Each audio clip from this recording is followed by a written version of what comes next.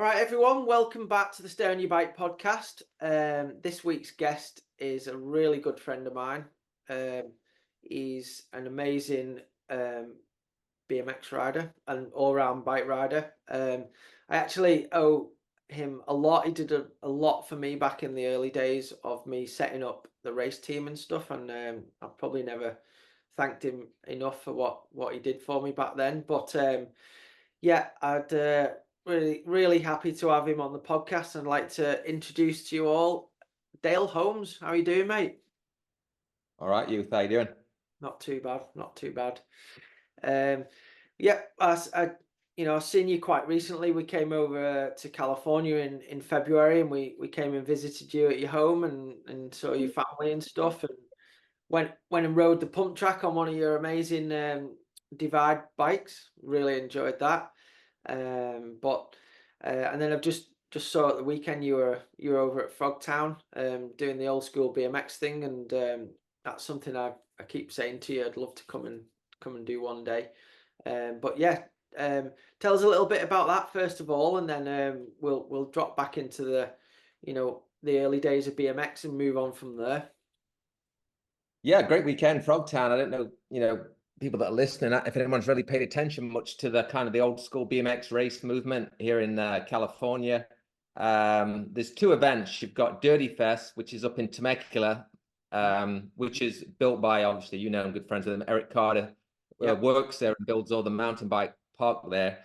So they built an old school, or EC built old school BMX track. And we just finished our second year of that there.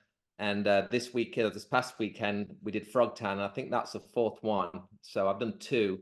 So yeah, it's great. It's great movement. It's great for the old guys. Gives us a place to, you get all the 80s and 90s BMX guys. And actually, we're starting to get quite a few of the new young kids coming in as well, which is great. And there's different classes, different bike classes and divisions for everybody. So you've got everybody from Stu Thompson to, EC and Greg Romero. I mean, the list goes on, people who are racing. The courses, as you probably would imagine, especially the one over in Temecula, the EC mix, it reminds me a lot of four cross, Yeah. very, very loose. Some of the turns are, but with that still, which kind of was BMX in the late 70s, early 80s anyway. So I think you got a cross between that, but it's great fun. People drink and have fun, and it's just catching up with everybody, and like I say, lots of racing. And yeah, just got back from Frogtown, which was a 9-hour drive north for us. And yeah, just another great weekend of it's just super fun. Yeah, it looks really fun. I try and follow as much as I can on your feed and a few other people's things. I see SE Bikes always put stuff out on those events. The Wild Man and is it Dick Cheeseburger? He's a fair animal on the all kinds of bikes. Yeah, I would say that but his name's Jason Morris. Yeah, he wasn't there this weekend. I think some of the SE guys were on a road trip somewhere. I saw that. Yeah. Yeah, but Cheeseburger, if you follow him, he's just a good guy. He's raced. He was a kid in the probably late 90s, early 2000s. A good national rider. He was on. He was a top national caliber guy in his class. And but I would think now in his 30s, he's probably a little bit better than all of us. He's just a good bike rider. Rides everything. He does the wheelie thing with the Wild Man. He still races. He won cruiser at the Worlds. I think he won cruiser or 20-inch. He won one of the classes at the Worlds this year. And just a fun dude, So they get all kinds. And yeah, SC have a big presence at these kind of events. They actually had the SC bus there this weekend. I actually followed it home. It's like a replica of the one that Scott Brightheart, drove back in the, early 80s, late 70s. So them guys do a great job. And I'm doing stuff for GT now as well. So I went and, set up for GT this weekend. Okay. And it's just a good bunch of everybody, Toby Henderson, he has his brands there, Racing, another BMX Action magazine. A lot of this stuff, people are bringing this kind of stuff back, and so it's great. It's good for the old guys, good heritage. And like I say, you got to mix some of the new kids coming in as well. We had the Pro-Am at the weekend, and we had I've never seen him before. I met him, really nice guy, that came in and beat all of us. He was 21-year-old. He said he rides a little bit of downhill and he does motocross and some BMX stuff. But he was riding a 24 Cruiser, a 1984 Cruiser rally, not an English rally, American rally. I think I And saw. yeah, he was bump jumping stuff and like, no visor. Just like the new school bike rider that can do it all, Yeah, yeah, and he was great. Yeah, so I see some of these kids coming in now, like the S&M and cool, street riders that maybe started racing, but now they're in dirt jumping and street. A lot of these come and race, and they might not necessarily be that fast down the start, but because it's downhill, yeah. and they're young, they just go for it, and they got skills and that. So you got all different kinds of bike riders coming in, and it's it makes it a really cool event. I think it's growing, and hopefully, I know EC with his event, he does that with Mike Miranda and another guy. They've always got big plans and stuff to continue to grow, and Yeah. it's great. Yeah, and I'm surprised it hasn't caught quite. I know there's been a lot of whisper of it happening in the UK, but I think it's only a matter of time till something like that happens in the UK. And I think it's good for the mountain bikers as well, like people that did four cross or even downhill guys.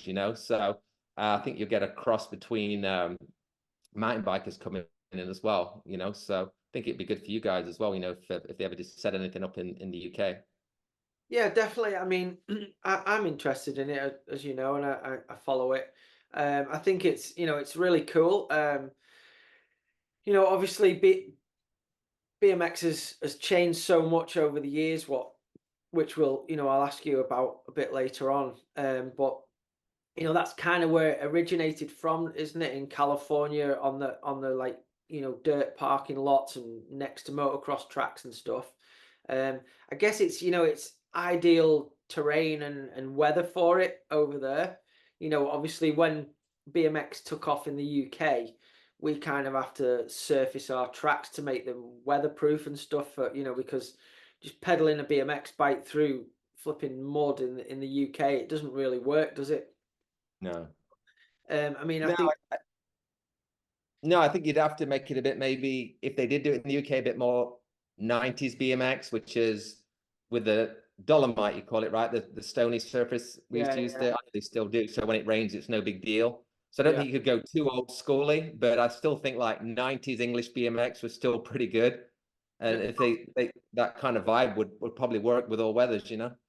yeah, no, definitely. I mean, I think it's a really cool thing, especially, BMX has gone so, fast and high speed and big long jumps and tarmac turns and stuff, and it's super impressive, and that's the way the sport's gone, and that's cool. But I think like just taking things back to the basics like that it's I think it's quite a cool thing for introducing people into the sport, like you said, that necessarily don't go to gate practice every week and do sprints and stuff, but just handy bike riders and enjoy getting a bit loose on the bikes and stuff. So yeah, it's really cool, and I've done a podcast with Alan Woods, and I talk to Alan, every now and again, and he's always says to me he'd love to do one of these old school events. So fingers crossed, yeah, it'll happen, and it'd be really cool. Yeah, I think there's enough passionate people in the UK. And I think Alan actually had the first ever old school race, which was seem to remember going early 2000s up in it was somewhere up your way, Manchester. Was it Uh, Warrington?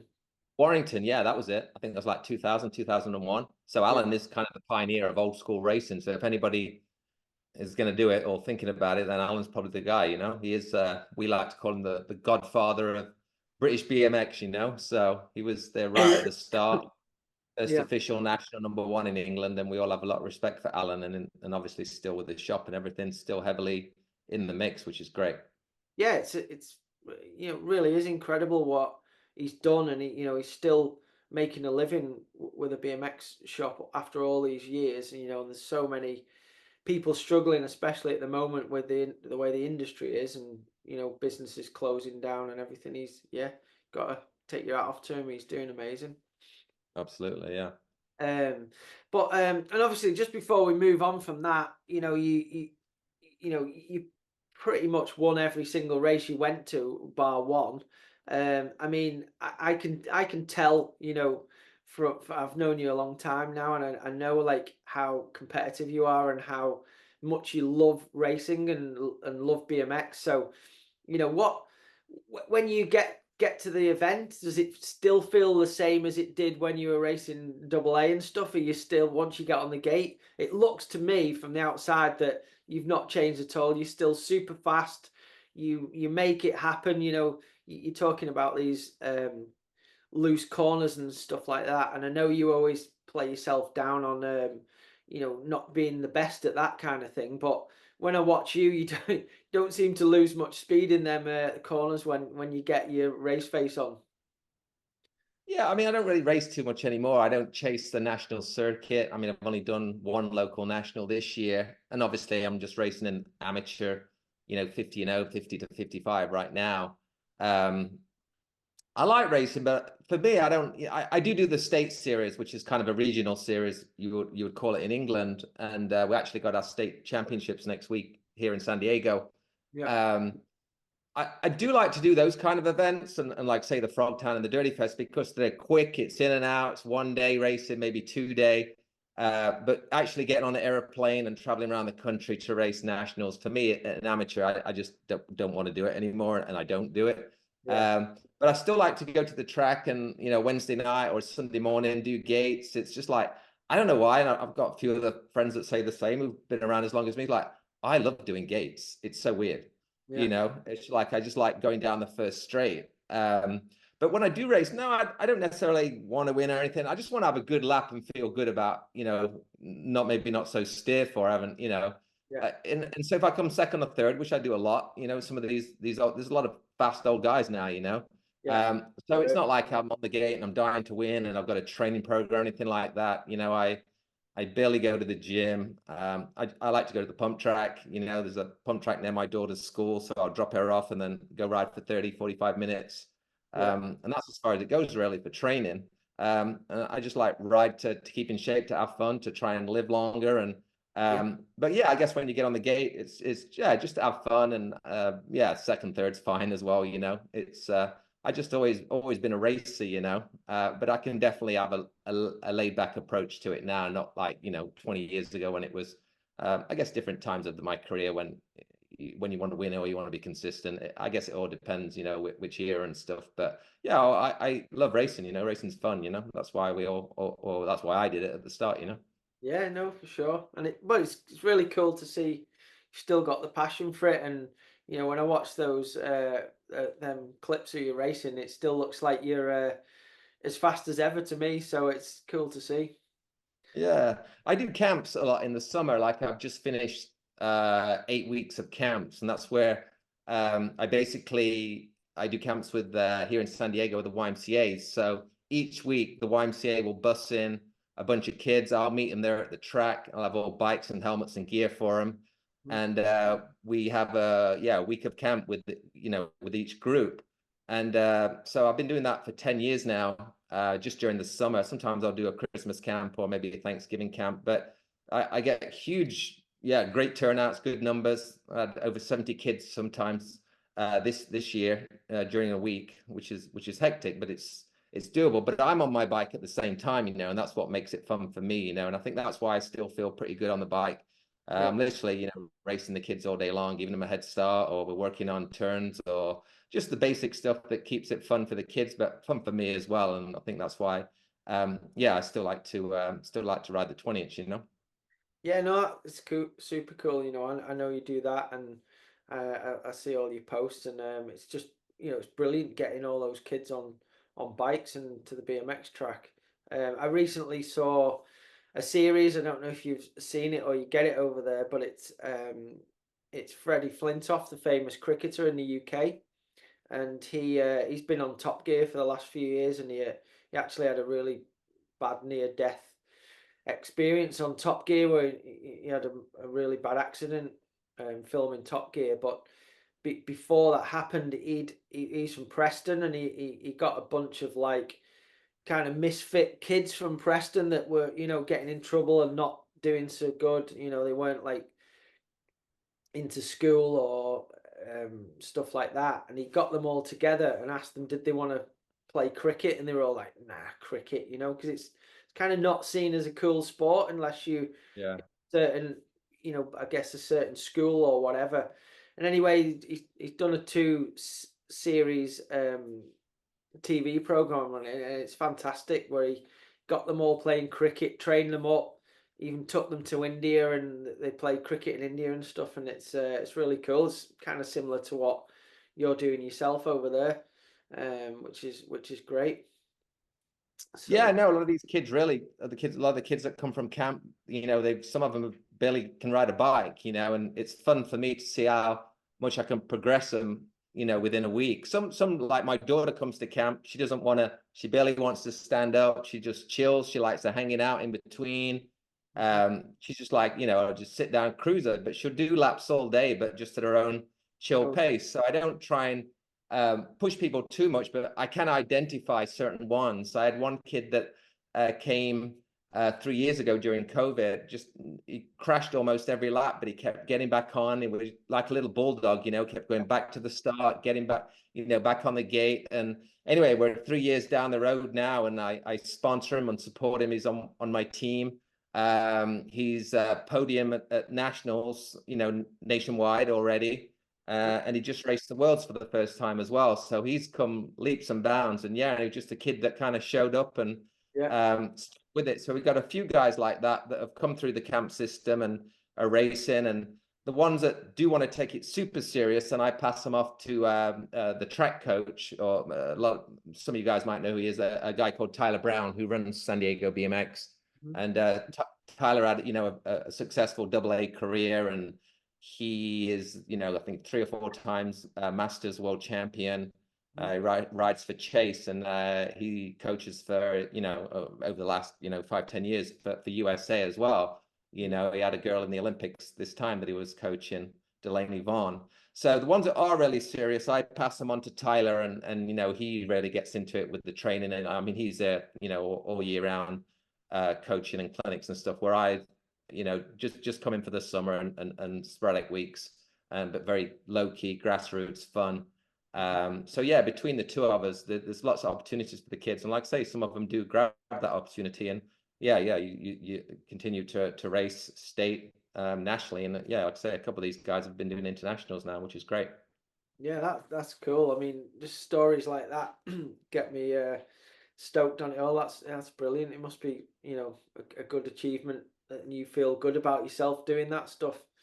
Um, Yeah, it like I say, it's fun, and I think having some good sponsors over the years, and my retention's always been good, and I always put a lot of it down to um giveaways. You know, it's like I go over the top on what I give to the kids. You know, I mean, I'm giving race gear, you know, WD-40 sponsor me. They just boxes of product and stuff, and we're just everyday trophies, t-shirts, hats, Great. bikes once in a while, you know, just Yeah. anything, you know. Yeah, over the years, the sponsors have supported us with, so it's been great. I invest my own money in that because I think everybody likes free stuff from, you know, even the parents will come up, and you probably have the same yourself, you know, parents want stickers, parents want to, Yeah. you know, a snapback or a hoodie and stuff. So I really put a lot of energy into that, and I think in return I've got great retention. Some of these kids have, like I say, been coming. Some of the kids have kind of aged out. They normally age out, you know, 14, 15, or they go on to Tyler. But a lot Yeah. of the kids come back during camp season just to hang out, you know. So yeah, we've got a really good community of kids, and yeah, and a lot of girls as well, which is great. Brilliant. Brilliant. Um, cool. Well, obviously, you know, you keep him real busy and still in the BMX industry and community, which is great. But let's just take it back a little bit. You know, to the start. You know, obviously, I know you from back in the day. You were a similar age to me, but you was an age group above, and I think we started racing at a similar age. You know, I remember seeing you at the sort of national events when I started going to them, and you were always like super fast in your age group. So yeah, tell us a bit about how you first got into to BMX and how you found it, and then we'll go on from there. Yeah, no, I think we were on this similar kind of paths. Me and you, I've listened to some of your podcasts and obviously known you, um, and talking about it over the years. Yeah, I think I got a BMX Christmas 80, 81. Hmm. Started racing during 82. Hmm. 83 was my first full year. Started racing in Nottingham. Live in a place called Heanor, which is right in between Nottingham and Derby.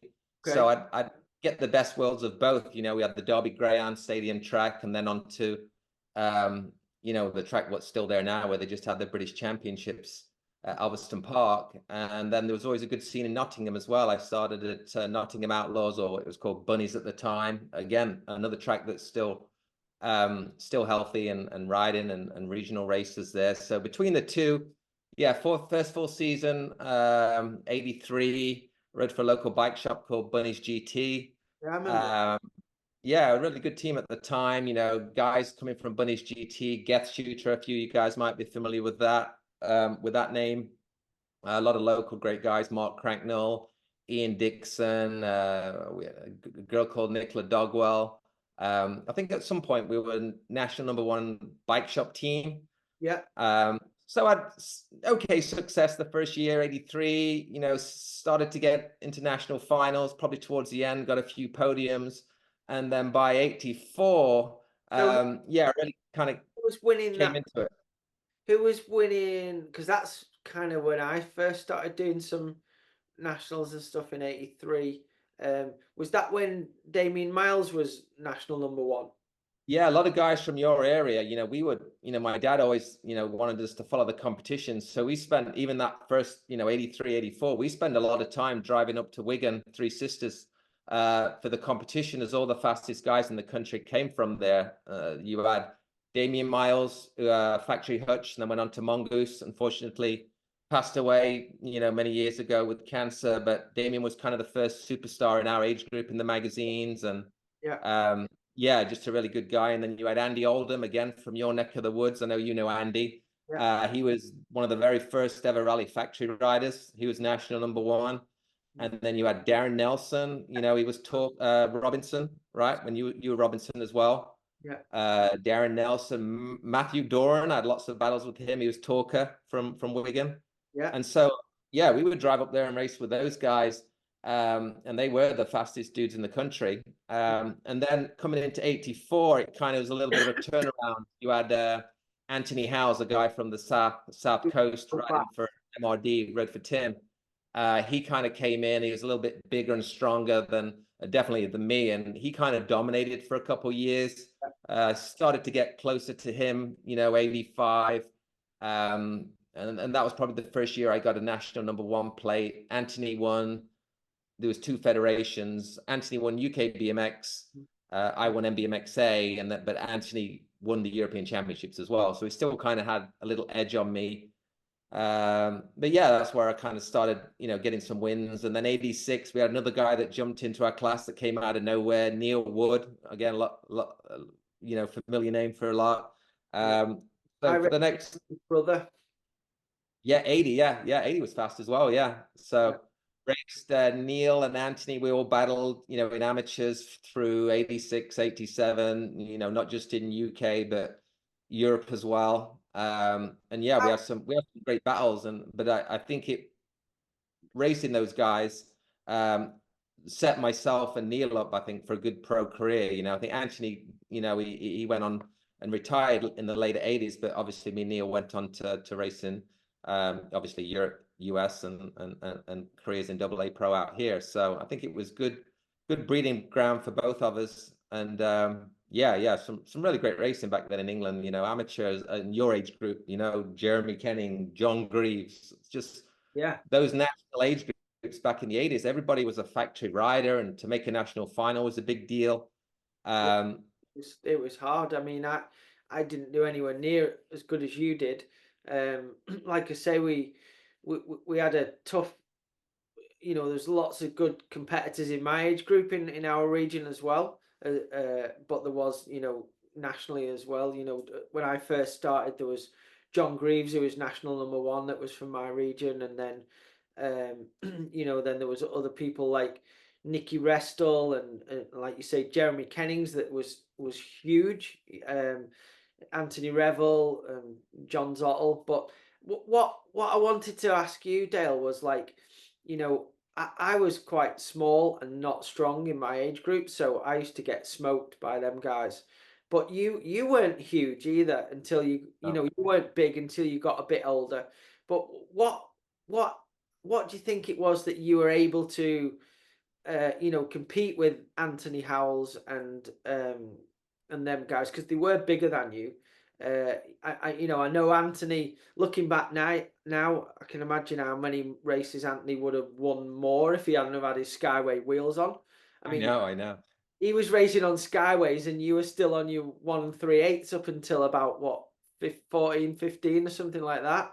15, yeah. Anthony won the European Championships in 1985. I was in that final, and I was on 1 3/8 wheels, and he won with Skyway graphites and a front brake. He was that good. Crazy, really. Just showed how much like power he must have had for that, age group. Same with Jeremy Kennings in my age group. I'd come out the gate and he'd just pedal off. But there was small guys in my age group that were really fast as well. Like I raced him at the flipping Masters Worlds in Birmingham. I don't know why his name is skipping me right now. But he was only Keith Bryceland. He was Keith, really yeah, great rider.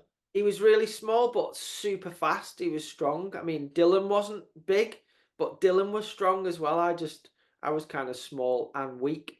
But did you have to do specific training to try and compete with them bigger guys, or did you just have the natural speed in your legs? No, I struggled. Like I say, I mean, you talked about it, and Grotbags, Paul Roberts, another guy a little bit older than us, but same thing. We're just all so small, and we raced monsters. Anthony Howells, these guys had mustaches and stuff. And shaving in 14, 15. Same with you with Kenning. Yeah. I just I still remember my dad. My track Nottingham, and it's still the same layout now. I remember my dad drawing the track and then showing me with a pens like the fastest line around the track, basically high lows, inside, outside, drifting, setting yourself up for a corner, just like stuff you see in the magazines, like, they do little drawings and tell you, how to go around the track fast and stuff. I still remember my dad telling me that just with my local track. And then, I really had to always not come from the back, but come from third, fourth, even in a regional race, I had fast dudes in my region. So always had to battle through the pack, and just the love and passion for wanting, for racing. And we're all the same. We all had our helmets on in the cars as kids, and we couldn't wait to go to the track, and we wanted to get there before anybody. We didn't want to go home after the race. We wanted to stay and ride. I just had so much love and passion for racing.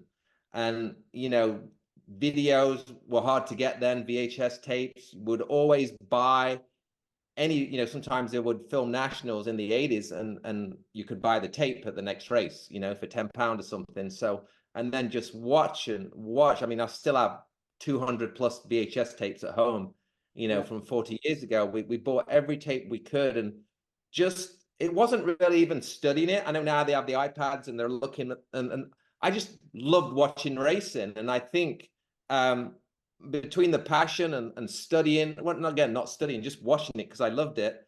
I think it was all part of the, piece of my, cake of being, of growing and racing and getting good.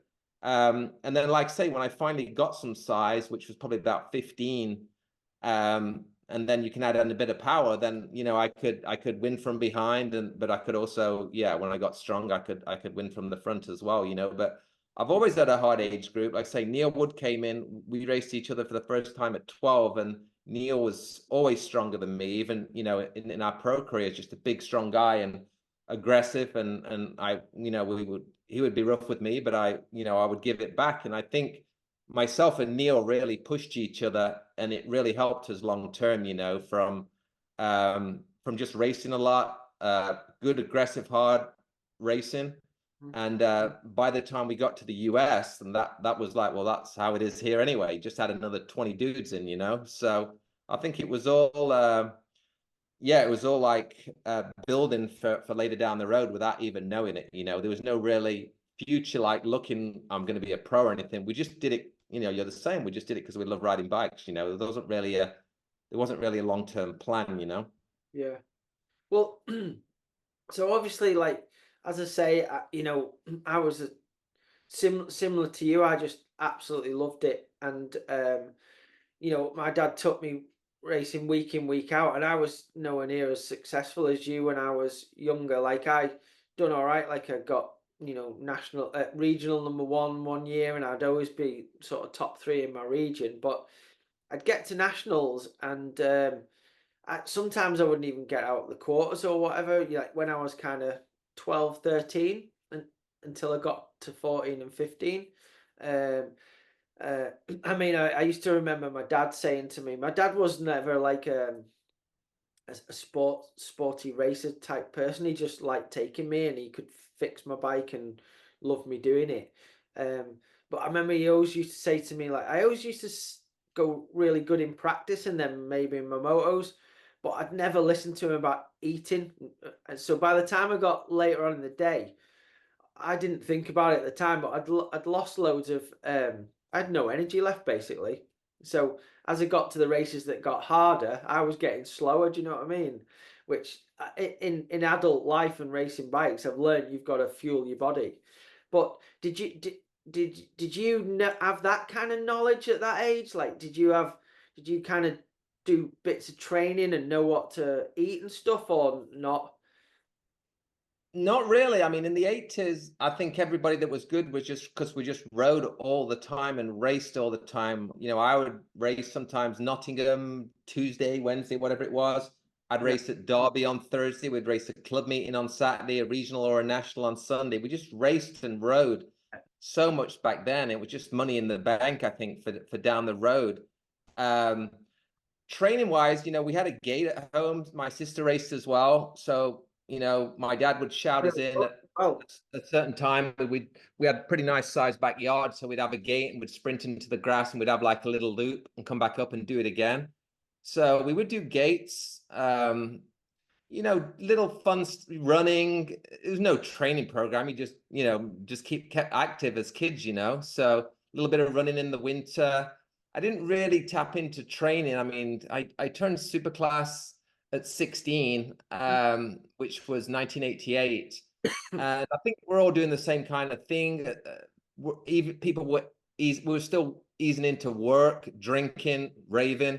So I think everybody, at least in England, was doing the same thing. I don't think there was anybody super serious until a couple of years later when Jamie Staff came in, and that's where that's where for me is like, you know, Jamie came in, you know, at a young age, he'd been doing weights and strong and serious, and I kind of for the first 2 or 3 years in Superclass, it wasn't easy, but I still won, you know, the British Championships and national titles. Not easy, but you know, I could win the overalls. But when I saw Jamie come in, and Jamie came right in at the early 90s, where I was in that, I don't know if I want to do this anymore. I like what you like, going raving, girls and stuff. So I was like, I could still get away with just showing up on a Sunday and being a top three and win races just on talent and everything I'd done as a kid that was, like I said, in the bank. But then when Jamie came in with just strength, motivation, you know, he really wanted to win and beat me. It put me on like, okay, what do I do here? You know, and I was, yeah, fighting the social life as well. yeah, But he did come in and he beat me and I didn't like it, you know. So I decided there then, okay, it's time to go to the gym. And I've been to the gym a little bit here and there, but that's where I learned, you know, gym and strength. And then I think was learning and you know, trial and error for the next few years, really, right into the mid 90s, really. I didn't get a trainer. You know, actually I won the worlds in 96, yeah, no trainer and nothing. And then that's British Cycling or whatever they were called at the time then came in and gave us, it was when the first funding started to come. So yeah, myself, Dylan Clayton, who obviously came in right after Jamie, and same thing, you know, Dylan's was somewhat a scrawny little kid or small, but he had very good circles Mm. as which, you know, speed. So Dylan was tough to beat down the first straight as well. So British cycling came in then, like, you know, like say 96, 97, and I was already living in the US, but we're like, hey, we can still get this easy funding. We're the only really guys that were, you know, at the level where you could get this funding stuff and that.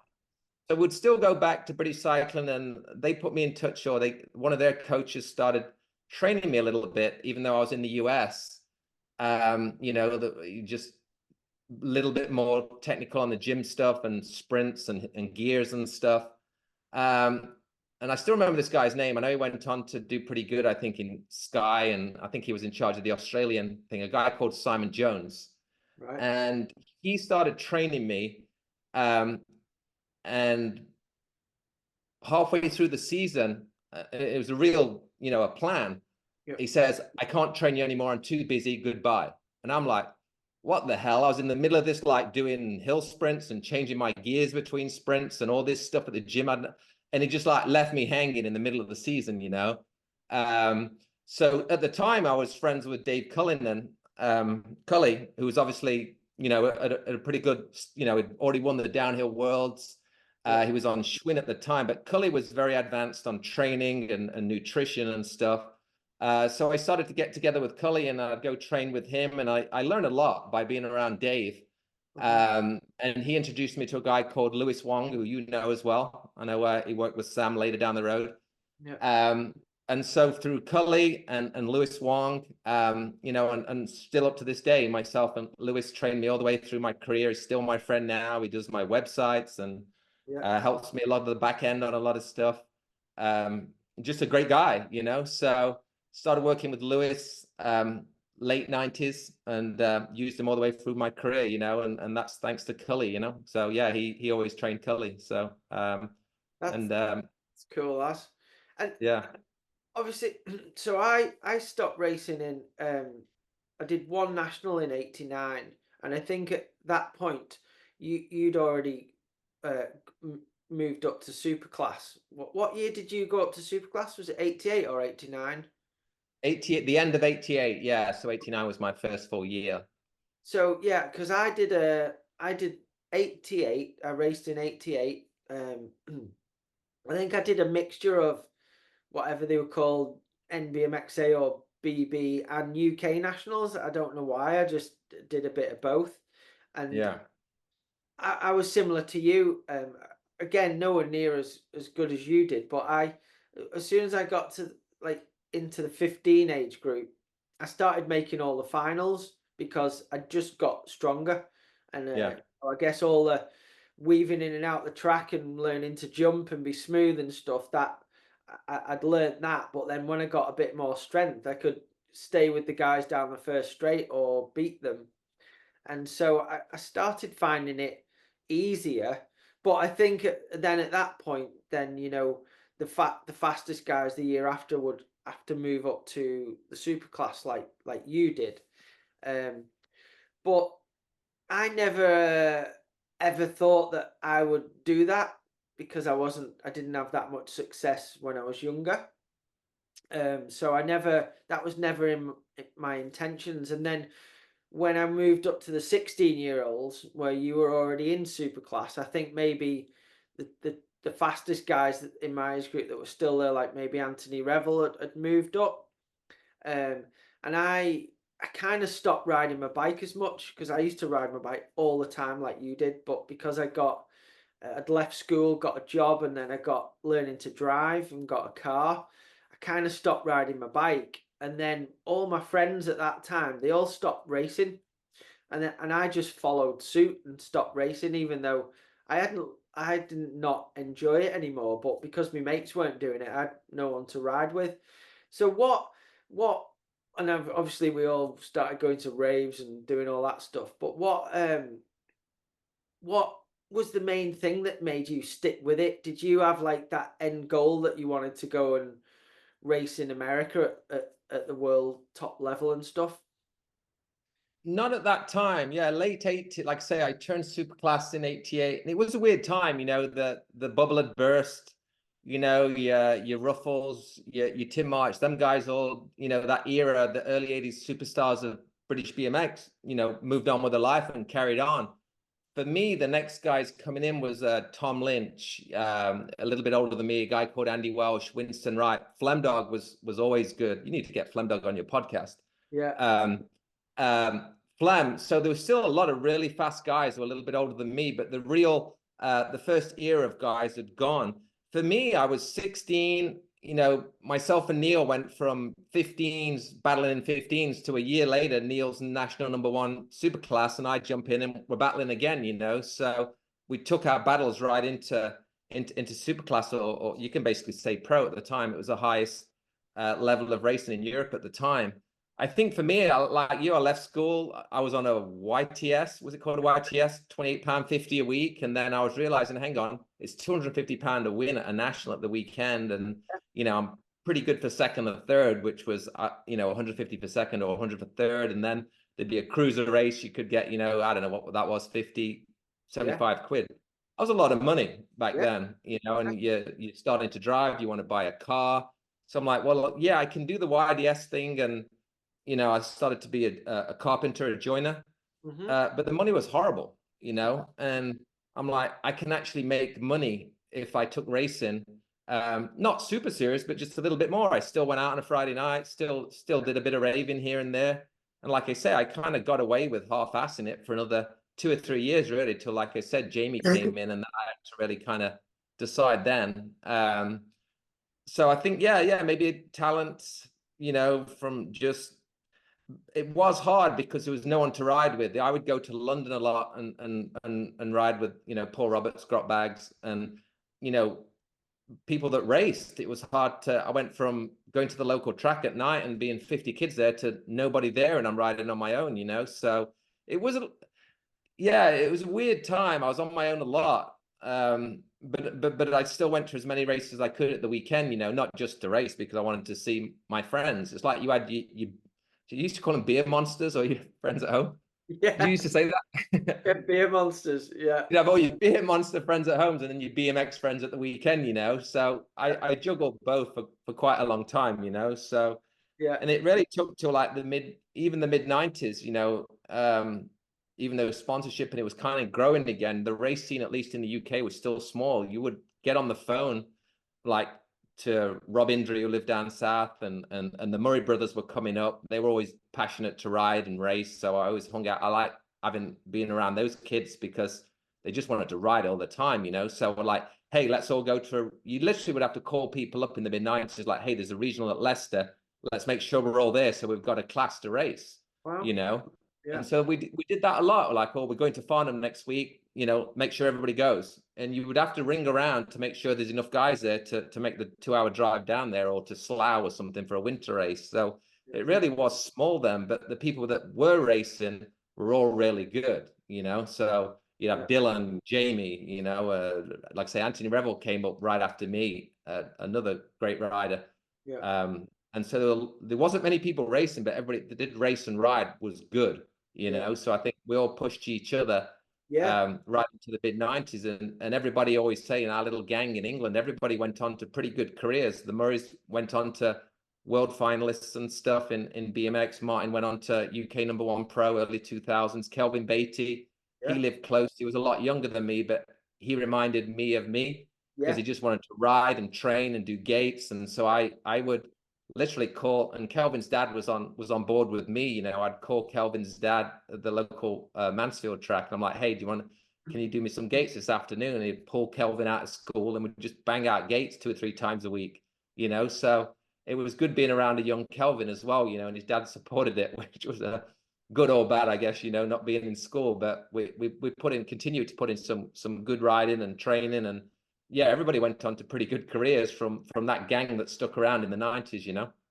Yeah, brilliant. I mean, yeah, absolutely. Everyone you've mentioned there's done really good in the sport and other things. But I had a big break, and then I actually didn't ride bikes for a while, as you probably know, and then I got back into I got a mountain bike in the mid mid 90s, and then I can't remember if I went. I can't remember if there might have been a national race at Coppell, and it was on it was on the TV, and I think my dad must have said to me, "Hey, there's a BMX race on," and from racing for all those years, when I stopped doing it and all my mates stopped doing it from where I lived, because I lived in a village, so it was a little bit away from Three Sisters and stuff. And I wasn't like, I was mates with Dylan when I was younger and I was racing, but after racing, I didn't see or hear any of them guys. The only person I did keep in touch with a bit later was a guy called Warren Davis. I don't know if you remember him. Yeah, I remember you telling me about it. He passed away, right? Yeah, and he unfortunately passed away like when he was 29. But anyway, I honestly didn't even think BMX racing still existed. That's how crazy it was. I went from going racing every single week being like my life to I didn't think it even existed anymore. And then I saw this race that was at Coppell, and I think it was you, uh, Jamie Staff, Dylan, Reedy, Flemmo, all racing. And I was like, no way is that still going on. And I was instantly like super interested in it again. And then I had a mountain bike, and then I went to Coppell BMX track with one of my friends. And like I say, I hadn't rode a BMX track for ages, but I just went down the start hill on my BMX, jumped the first jump, and then went round, jumped the jumps. And these two guys come over to me saying that were on BMXs, saying I think they came over to see who I was because I could do the jumps and stuff. And it turned out it was Reedy and Dave Ives, and they were like, "Are you Nige Page?" And I was like, "Yeah, yeah." And they were like, "It's us," and I was like, "No way, you guys still doing this?" Yeah. And then I think 2 weeks later, Ivesy taught me into going to Tiverton National. So I went and got a Talker Pro X off Alan, which I thought was still a current bike, and ended up going to Tiverton. And then I seen that everyone, the people I looked up to, like yourself and other people, were still all doing it, and I was like instantly hooked again. It was crazy, and then obviously I think later that year, I ended up going. I left my job, worked in an office, and went over to Northern California. Ended up getting a BMX over there because this kid on the camp raced. Went to some track in NorCal, and I got friends with Charles Townsend. Um, and then I remember me going to was it the Vegas Gold Cup, and you were there, and I remember Yeah. chatting to you there and stuff, and it was just so surreal to me that I'd had that longer period off and then came back in, and then obviously I think you were either going or you just won the worlds in Brighton. Um, and so that I was super stoked that you won that, and then that really got me buzzing about BMXing again, as well as doing the mountain biking. But it was just a super cool time, and then I ended up coming over to um, California in the winter, which we'll talk about, and then I got, and then in between there somewhere, I started going with Flemmo because I got friends with Flemmo again and Dylan, and going to Crew BMX track to train with Bob, and you were there quite a lot. I don't know if you remember that. No, I got video footage of it as well. That was key training in the mid 90s was crew on a Tuesday and Thursday night. Bob Field, legendary Yeah, trainer, gate starter, dad of Sean, another great rider that probably doesn't get the credit it deserves. yeah, Thursday was with it came another place where people would drive to get good competitive gates. If you could win crew on a Thursday night down the first straight, you're going to be on the gate with the same dudes on Sunday at the National. You'd yeah, have Flem, Reedy, I think Ian Sharp, another guy that's yeah. not spoke around much about from your area that was really good and won the British Championships a couple of times. Mm-hmm. Ian Sharp, the So Murrays fast. would come up, a young Marco Della Sola. Yeah, There was just so many, Kelvin would come sometimes. and his brother Liam. You're just like, yeah, there would be a good 16, 20 kids, like, or adults, Yeah. that was really competitive training. And Bob pushed us all, he wouldn't let anybody sit around talk. It would be blowing out gates, then we'd have to race to the finish, and he'd tell us to turn around and race back up. If you remember, the crew was kind of downhill. Yeah. We'd race back up to the top. But I think, and I use crew as my training for the 96 Worlds, and Dylan did as well. And like, it was really hard, good training, and again, like I said earlier, everybody that went to crew ended up being really good, Yeah. like Bob really, it was a good scene. It was fun. And I would make the drive. I think it took me like 2 hours to get there, sometimes. Yeah. But it was worth it for that 2 or 3 hour session we'd have twice a week, Yeah, it was unreal. I mean, that is probably the most structured training I've ever done in my life, because I've never really had a trainer or done any specific training. But I used to go there, like you said, might have been a little bit after that, because it was more sort of 97 when I was end of 96, 97 when I kind of got really back into it. Yeah. But it was so, yeah, like you say, it was so good. You'd do 5 gates, first, second straight, then you'd do a full lap, and then he'd make you pedal all the way back up the hill, and then you'd start all over again. Yeah, it was great. Bob was amazing, RIP Bob, Bob Field. Anybody that knows who he is, just a character, We'd always drop like set him up, go. It would drop the gate so quick. It was Yeah, like random start before random. It was more random than random, you yeah, yeah, know. yeah. So everybody, you had to be just on it, just to get out of the gate. But and obviously Sinead's came from crew. A lot of good locals came from there as well, from training with Bob. I'm sure. I think I've heard her say it over the years. I think Sinead's puts a lot of her success down to riding and training with Bob. Absolutely. It was really good. And I wasn't really training to go and race BMX, but um just going there twice a week, I ended up doing a winter national there. You weren't there, you must have been in the States or something. But I hadn't done I hadn't really done much BMXing since the late 80s. And then I got to the final, and there was Dylan, Flemo, uh, Revs came up for it. I guess Martin and Stephen were there, but I didn't really know them because they were younger. Mhm. Marco, a few other guys. They probably didn't know who I was because I'd had a big break from it and I was a bit older than them. Anyway, I don't think I'd ever beaten Revs in a race in my life, or maybe the odd motor if he fell off or something. And I remember just from doing that, I came out the gate.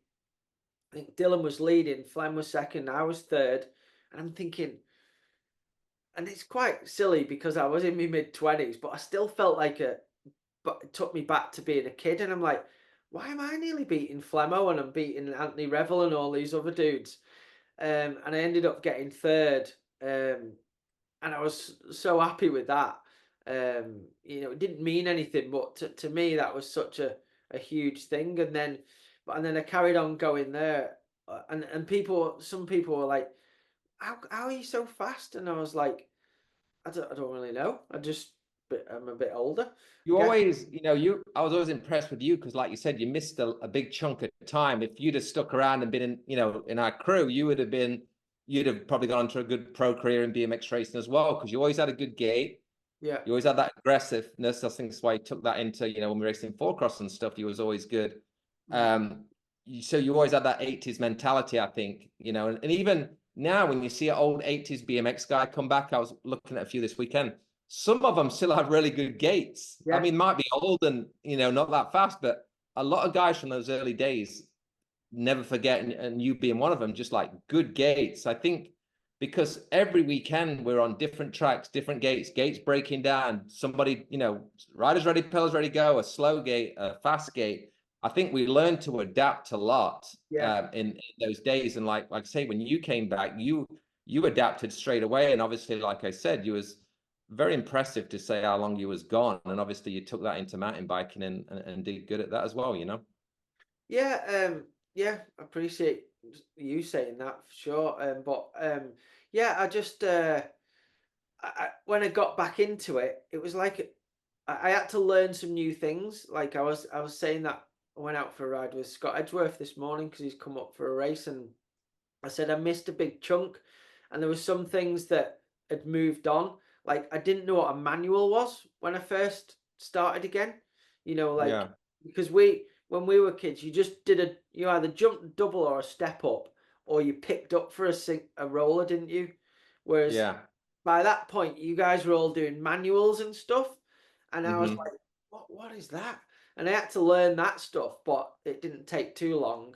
Um, and then, but yeah, what I was saying with training with you guys at the at crew, it just got me good on my bike, and I think I was got me fit, and I had a really successful first elite downhill season that year after that, and I put that a huge part of that down to doing them training days with Bob and stuff, and you guys. I think we all rode so much, 80s for sure, and even the 90s. I look back now, the Huntington Beach days, we talk about it a lot, the guys were around at the time.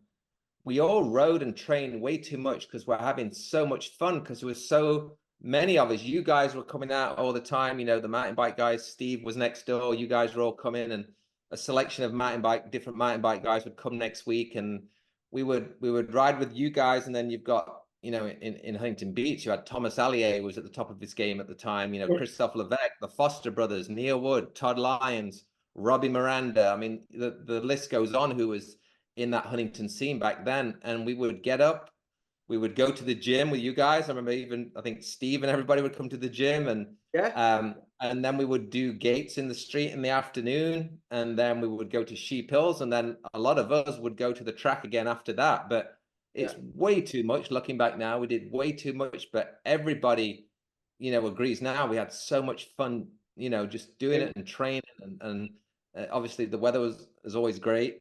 And every time somebody from England came, for me, it was just motivating. I know they always, got a small window of time to ride, so they want to ride as much as they can. So I jump in and do yeah, that with them. So we just yeah, rode so much, and I think it helped long term. But I think we probably hurt ourselves a little bit going to the races and stuff. So just so tired and stuff. But we had a lot of fun, and everyone was doing it. So if I was tired, so was Levesque, so was Allier, so was Foster's and Wood and yeah. staff, and it was great times. You was there. We had so much fun.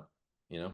Yeah, I mean, I'm gonna, mention that period. I mean, that's some of the most fun I've ever had in my life, and it was at first it was so surreal for me because I just got back into racing again, and I'd met Steve Pete, and I became good friends with Steve, and Steve was like on the top of his game in mountain biking, and then I came over there, and you know I was staying next to you, who I you know always looked up to as a kid, and then you were the world champion, and then obviously Neil Wood was there, and then just riding down the street with Dave Cullinan and flipping like people I'd been looking in the magazines when I was still working in the office. It was just bonkers. I couldn't get my head around it at first, but it was like so exciting and cool to be hanging out and going riding with you guys. And obviously I was really there to do mountain biking, but because I love the BMX and just going in the street and doing the gates with you guys, where you had that gate and we used to do gates in the street. It was just, and then going to Sheep Hills. I didn't even know what a dirt jump was before I went to Sheep Hills, and like learning how to do that stuff was just, it was so good. It was just so good, and obviously there was some pretty funny times. Going out getting drunk at the weekend in HB and stuff. But um, what really impressed me was you had Steve, who's probably the exception to the rule as a pro athlete because he was so big and strong. He could like he trained hard, but he could like still party pretty hard. And him and Neil were a flipping nightmare. Like when they were drinking, I'd have Oh to my God. barricade my door up in Petey's because they'd come in and drag me out of bed, flip me bed up, and And you know, Neil was a flipping nightmare when he was drunk, wasn't he? I And mean, then Stephen Murray he'll still tell you some stories if you ever talk to him. Like he was at the time, Stephen had only just moved out when you guys came out, and so Stephen was still on our couch, yeah, and as a young 17, 18. So, yeah, I think Neil and Steve were very similar, that trained hard, big strong dudes, but Friday night it was put the bike down and have some fun. yeah, And that's why them two connected. When them two connected, like they're like yeah, they're the same dude at the weekend, or like what I just said. But I would, because I partied, but not that much then. I was really serious then. yeah. You don't, So I was, and I was racing a lot. So I didn't want to, just once in a while when we had a blowout. But I would literally, I had a girlfriend, if you remember, lived around on the next street. I would literally at the weekend, I would like, I'm not even being around there. I would go and stay there. Or like what you just said, I would lock my bedroom door because yeah, you'd hear Neil and Steve come in and whoever else they brought back, just Steve. Obviously, people came down to see Steve, the mountain bikers. yeah, yeah, So there was all kinds of people that would show up, magazine people, and Jerry, from yeah, yeah, Dirt would, a lot of the UK mountain bike media would yeah, come and always be covering Steve and stuff. So there was always, he had an entourage of people around him. So, and when they all got together at the weekends to drink and stuff, yeah, it was time to get out of there or lock your bedroom door. yeah.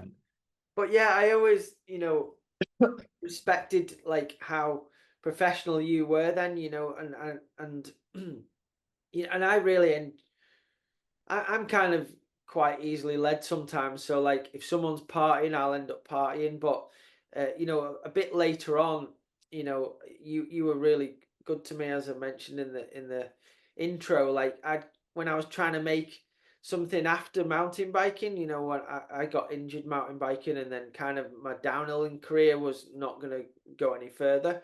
But you were so good letting me stay at your house, and I'd always be down at Intense and trying to hustle and make things happen, which led into me getting my team manager's role eventually. But you know, you was you know quite a few, other people think of as you as being a serious like straight guy down the middle, training, eating the right things, and you did all that. Like I was amazed at how structured you were. Like in the morning, we'd get up, do our emails, then we'd go to the gym, then you'd always go and do your sprints, which by far is one of the funniest things I've ever seen. Where you were on the phone, like having an argument, and then you'd put the phone down and do a sprint, and then get back on the phone. It's so funny.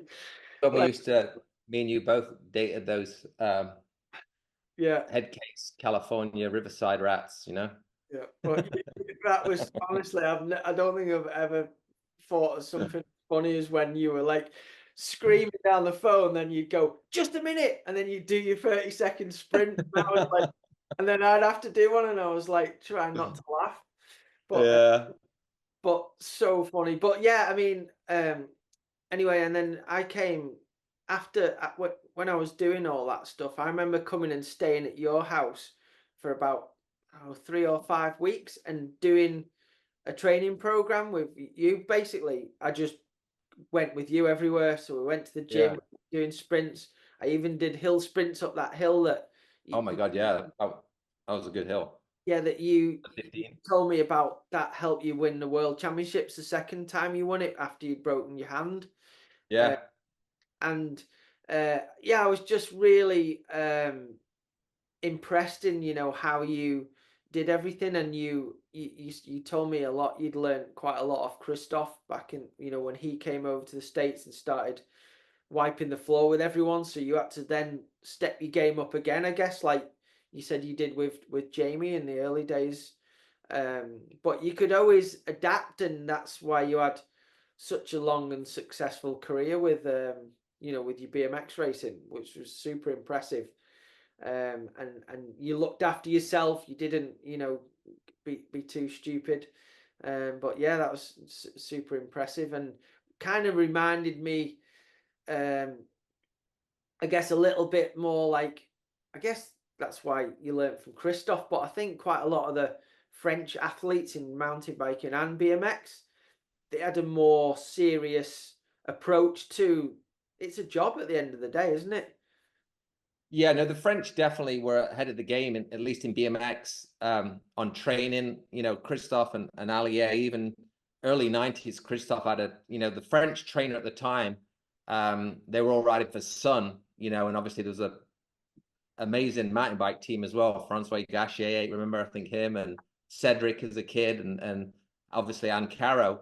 So there was the same level of BMX team with Allier and Christophe and Florent Poussin, who went on to be a good mountain biker. He was just smashing out world and European titles in BMX before he did the mountain biking. So from that Sun camp was a kind, they had a trainer. I don't know if he was employed from the federation or what, but we called him Dr. Sauce, because everybody that trained with Dr. Sauce was just so fast. And I think Christophe, from staying with him, over the years in the early 90s before I made the full move, they were just on a plan, recovery rides. This is early 90s, recovery riders, doing the right thing in the gym, sprints. I didn't even really do sprints until the 90s, and they were just way ahead of not just us, but the Americans as well. And I think that's why Christophe made such a splash when he came out to the US. And so I think there was always advanced in that. And I learned a lot from being around Christophe. And he shared a lot with me, which was cool. Was always good friends. And I think in the Huntington Beach days, we rode a lot. And Christophe would say, don't need to do that. You need to rest. And he would always tell me, but I'm just having so much fun. I gotta do this. But by the time you came, to stay with me, that was kind of the second part of my American pro career. The Huntington Beach scene, at least pro scene, it didn't die, but everybody got towards, heading towards 30. People retired, Neil retired. And went to work. The Fosters, Brian went more into dirt jumping. Wildman, was always in the industry, but he, work was his priority and stuff. So I felt like I was one of the last guys standing in Huntington. I'm like, and you guys stopped coming, the Murrays stopped coming, everybody kind of grew up and moved on or stayed, wherever they were. And so for a few minutes in the late 90s in Huntington Beach, I'm like, there's nobody left. Where's everyone gone? Nobody wants to come and hang out for the winter. There was probably Robbie Miranda was still racing, and there's always a good little crew at Sheep Hills, but it was different. And so I thought it was time for me to make a change as well. So I bought some rental stuff up in Marietta, Temecula. And it was basically just to rent out and for some extra income. And I was having problems getting people in the house. So I'm thought, it's time for a change. So I moved up to Marietta in those mid 2000s. And started like kind of a new scene kind of came, at least for me. It was more with the younger guys. We would ride at Lake Paris. There was some young pros coming up. Kalen Young from Australia, he was down the streets. There was always good riders in the Riverside, Marietta Temecula area. A guy called Mark Willis came out to live that went on to be ABA #1 pro. So we started, felt like a new scene was growing. And even though I was at the end of my AA career and into my 30s, it was still a good, it was like a new bunch of guys to ride with, younger guys, which kind of made it refreshing for me and maybe kept me around a little bit longer. Kelvin Beatty was older then, so he'd come out and stay with me in the winter. Obviously, would come out, and I was always good friends with Michael Prokop. I always respected him from a little kid. Him and Kelvin battled as young amateurs, so I always know through Kelvin who Prokop was. And I was just a great rider, kind of like Kelvin and maybe myself, just coming from the back in Europe and passing people, and just a good kid. So I knew Prokop. It already kind of started to establish himself into BMX, and obviously then got into mountain biking. So Prokop would always come and stay with me, and same thing. I'm like, I'm kind of stupid letting this younger guy come and stay with me and giving him all, because he's already better than me, or definitely, but I liked it because he wanted to train, and gave you someone so, to train with, and then it gave me somebody to hang out and train with. So I was always good friends with Prokop. He'd come out and stay, and then obviously he went on to a great career, both in BMX, winning nationals in the US and winning. There was earlier World Cups going into that first Olympics, and then obviously battling and winning world titles with Lopes and Carter and King and all those guys. And amazing four cross rider. I think he won 2 or 3 world titles, didn't he? Yeah, You unreal. know, so it changed, and then you started to come over, and then my friend Pip already lived there. Pip Hancock, who's in the Guana Bats, English guy, great friend, still is. And so we kind of had a good time as well, between the three of us, and Pip was always into riding bikes and mountain bikes. So it was Yeah, like a second coming for me up in the desert, I would say Temecula, Murrieta.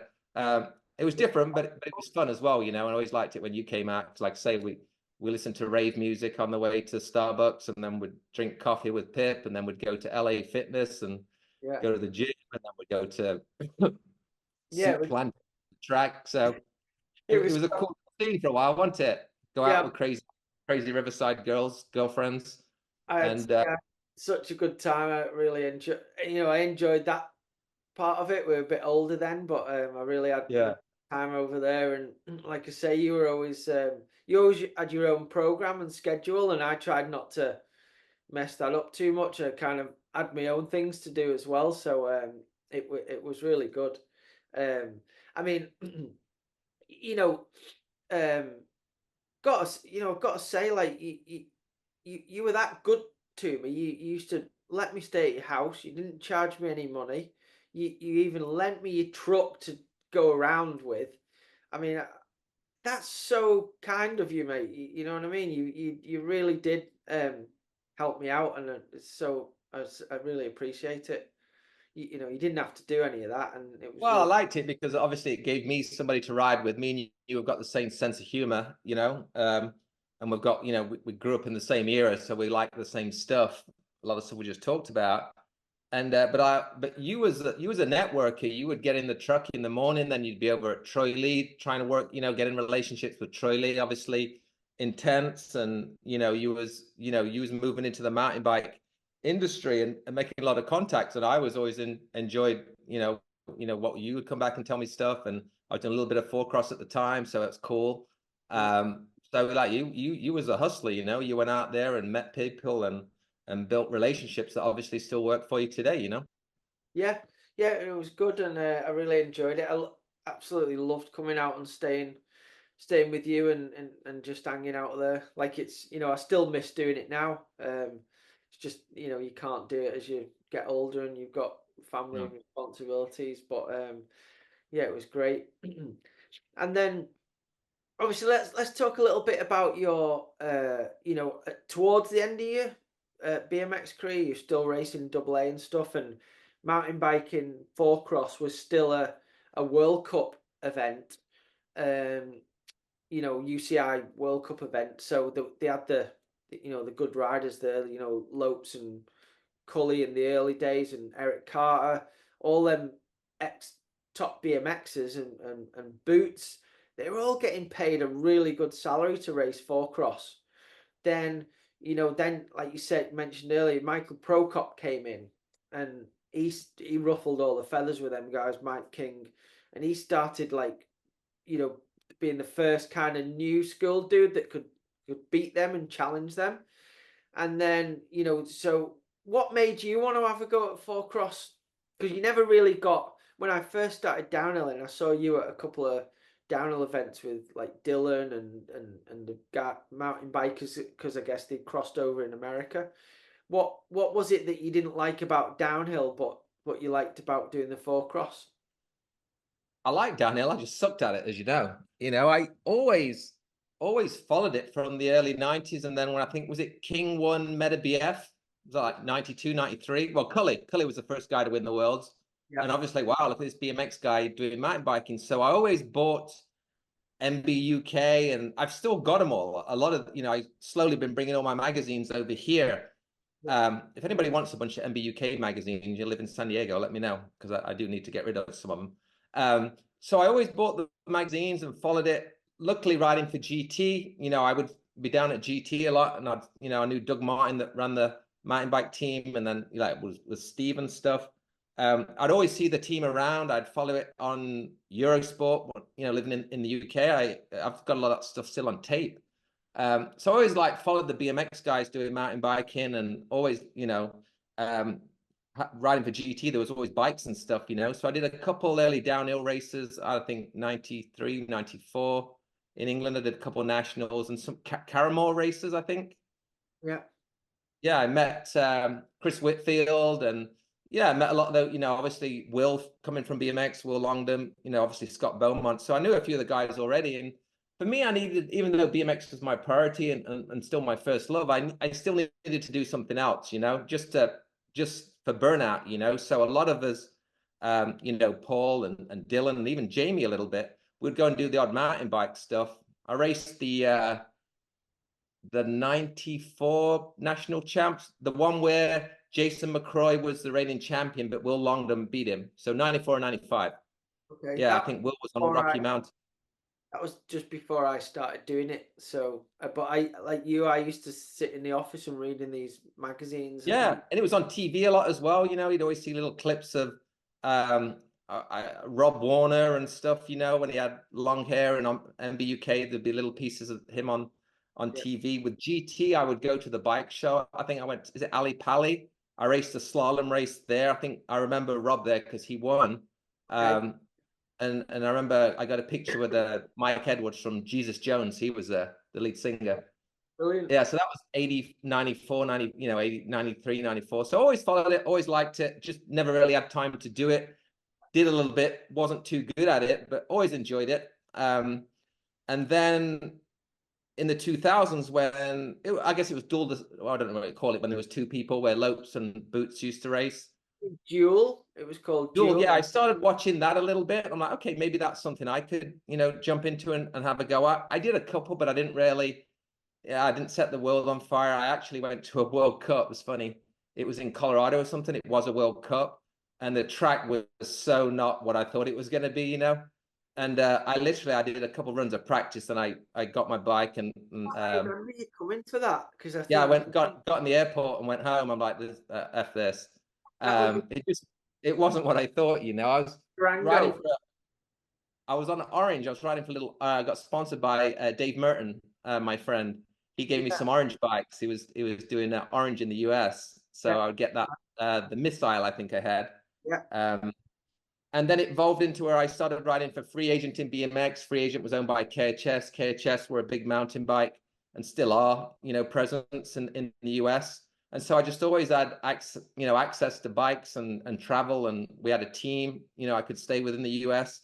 So I started, you know, when it moved into four cross, I think I came out and tried the bike show, borrowed a Revel 24 and did pretty good at the bike show. The bike show. What's that? Dominated the bike show.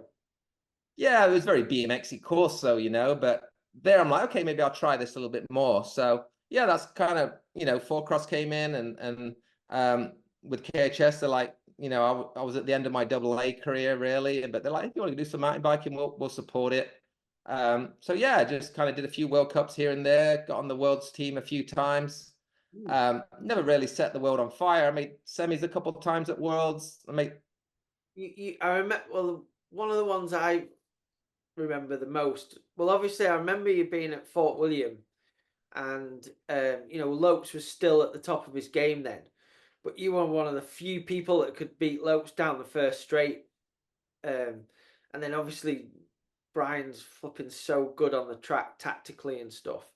But you've always been a good tactical rider, especially in BMX. Like, you know, the first time you won the Elite Worlds in Brighton, you weren't leading till the last turn, and I could see the whole race you were lining up to pass Randy, and you did on the last turn.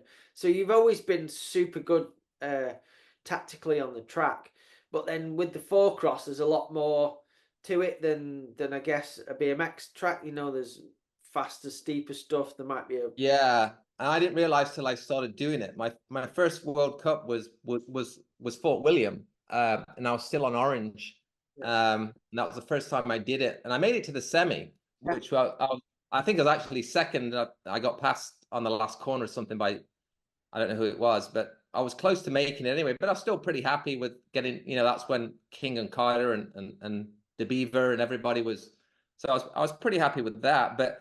And you would tell me, you know, I would literally, I never, you know, I never rode my mountain bike. You know, I don't. My training would be maybe take it to the track on a Wednesday night before a race and do some gates. And you always used to tell me, Dale, you got to go ride some loose dirt, and you know, you got to go over some rocks. And because I was still doing BMX, I didn't want to lose out on BMX training. So, But I knew that was my weakness, and that, you know, even though I can pass and stuff at BMX, is a whole different thing with mountain biking. You know, I wasn't that good in the lines and you know, bike setup maybe, but I just didn't. Yeah, I wasn't on quite the level of yourself. I mean, you blew by me quite a few times as well. You know, so. But I enjoyed it. I liked it because there was a social life there. You guys would all party a little bit after the race, and I was at that point. You know, I was getting on to mid-30s, and I enjoyed it. I needed something different from BMX, you know. So even though I didn't set the world on fire, I thoroughly enjoyed going to a lot of those World Cups, different scene, different people. You get to hang out more at a mountain bike race, where BMX race, you just race, go home, you know.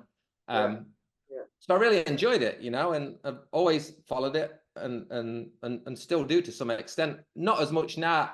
I always followed the World Cups until like Steve retired, and then I think there's like G, and I think it was like Danny Hart. At least people that I know, you know. I know there's a lot of new kids now that are amazing.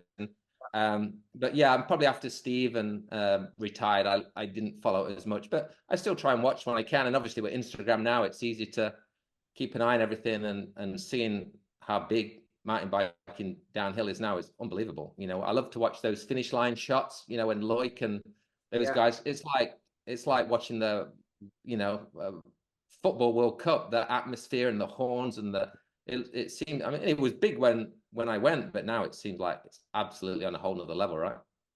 Well, yeah. I mean, it's always been big, and especially in certain venues. Like, um, I was going to mention one of the best four cross races I ever went to and watched. I wasn't racing because I'd had a bad injury, and so I got the opportunity to work with the BBC to do the coverage for the World Cup downhill, and then I brought the guys over to watch the four cross, and you were really doing well that night. I think that was the one Procop ended up winning. Was it in Lugano in Italy? Yeah, I made it to the semi there. Yeah. You were And I flying. didn't even like that track. It was I felt like it was too fast, and flat turns a lot, weren't they, after that first turn? Yeah, there So was a. I think there was a really big double that not everyone was doing or something. I didn't jump it. Yeah, I think I was only guy riding it. Yeah, but you were like one of the fastest guys on the first straight because of your training for the BMX and stuff. So you were really close to making the final there, and that I don't know if you remember, but the atmosphere at that race at night was I do, yeah. And and the one where I was at that Worlds with EC and Lopes, where Lopes EC was whole shotted, and I think Lopes got underneath him in the first turn and won. That might have been the year before. okay. I mean, and then I think the year after that one was another incredible four cross race. That was the one where EC was in gate four. I think there was Yes. Del Deek, maybe Procop, and Yes, and he high low them both. just yeah, that was an incredible race. But yeah, the what I was trying to say was I think the crowds and stuff in them venues were huge, and the crowds are like that now in Leger. Is insane because there's so many people go to Morzine and Leger from all parts of the world, and they stay there for the whole summer, and people are riding there. So when there's a World Cup there, it's insane. You might have seen the coverage there where as soon as the person's finished the run, it was Amaury Pirion that won it this year. It was Benoit Coulange last year. So both French riders winning. And there's just thousands of people running to the finish line with Yes. smoke guns, and the police are trying to stop people. They've just got no chance. They just get barreled out the way, and it is phenomenal. But because since Warner Brothers have took over the TV production side of things in this Finnish arena has really stepped its game up. So they've got massive infrastructures to help with the TV and the people that don't even know about mountain biking, but they're presenters that are learning about mountain biking. Um, it's just, yeah, it's kind of gone to a new level in what you see and see on the, on the feed, I guess. Um, but yeah, Yeah, it looks amazing to see, how it is now. I follow. He does the announcing. Rick, right? Irish guy. he lives in the same village as I live in. Okay, yeah, he comments and stuff. He comments on my old GT stuff because he said he was a GT guy in the 90s. But I follow him and I listen to his clips and stuff. Yeah, And it just seems amazing. Yeah, the atmosphere, and how big it is now. Like I say, it was big, but yeah, I wish I had more time to do all that stuff in my younger days. But at a professional level, you got to choose what you. I think it was perfect for Lopes and King and Carter because they accomplished so much, late 80s, early 90s in BMX. It happened at the right time for them. Where me, I was still a little bit years after them guys, still trying to reach, my BMX goals. And obviously then when it's my job, I think when BMX was maybe on a bit of a dive in the early 90s, that's when mountain biking came in, and them guys, it was perfect. They were ready to jump onto something new, and obviously had a second career early, and probably even bigger than their BMX, a lot of them guys. So yeah. I always enjoyed watching them guys. And yeah, so do do you think, obviously I remember coming over to the States, staying with you and Steve and that in the late 90s, and Christophe Levesque, I remember you and him telling me like Christophe rode for Specialized, and Specialized made a special bike, and he got paid a lot of money to race BMX for Specialized. Um, like when like the likes of Lopes and Eric Carter and Cully finished their really successful BMX careers, and they moved into mountain biking. Mountain biking was newer then, and there was more, outside sponsors getting involved, and it was being on ESPN and stuff. Did they get paid a lot more to do mountain biking than they did to race BMX when they did it? I mean, you'd have to ask them that. Just looking from what I saw as a fan, and I think sponsorship was low. Yeah, I think EC was.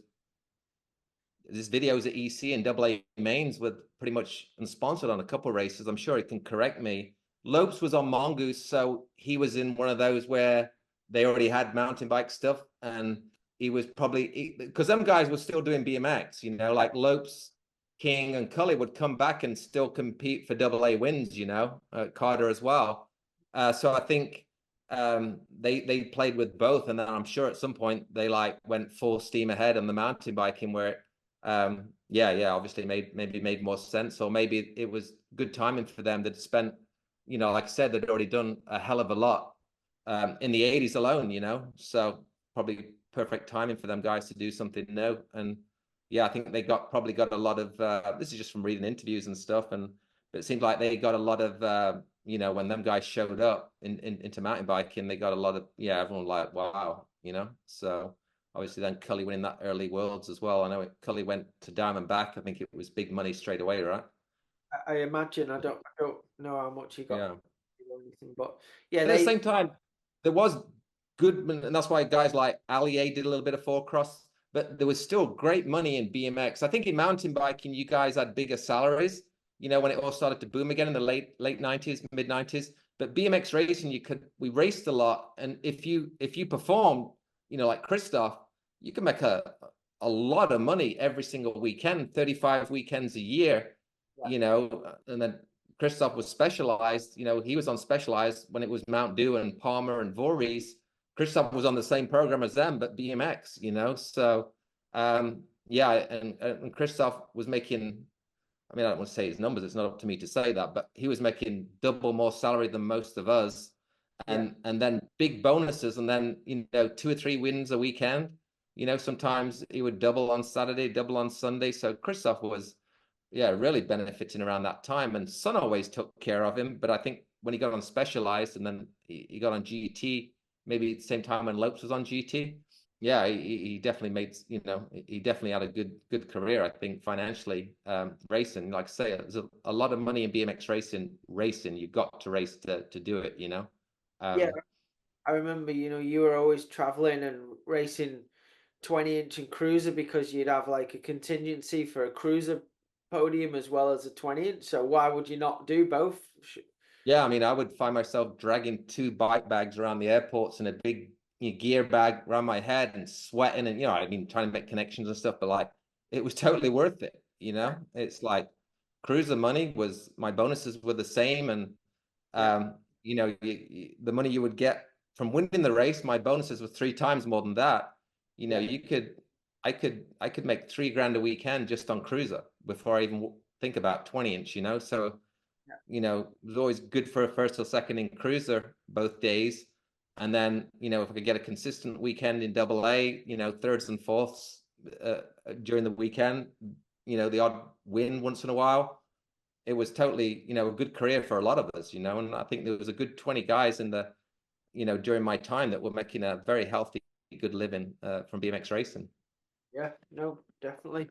But you all had to work hard, and it wasn't it wasn't easy. Um, No.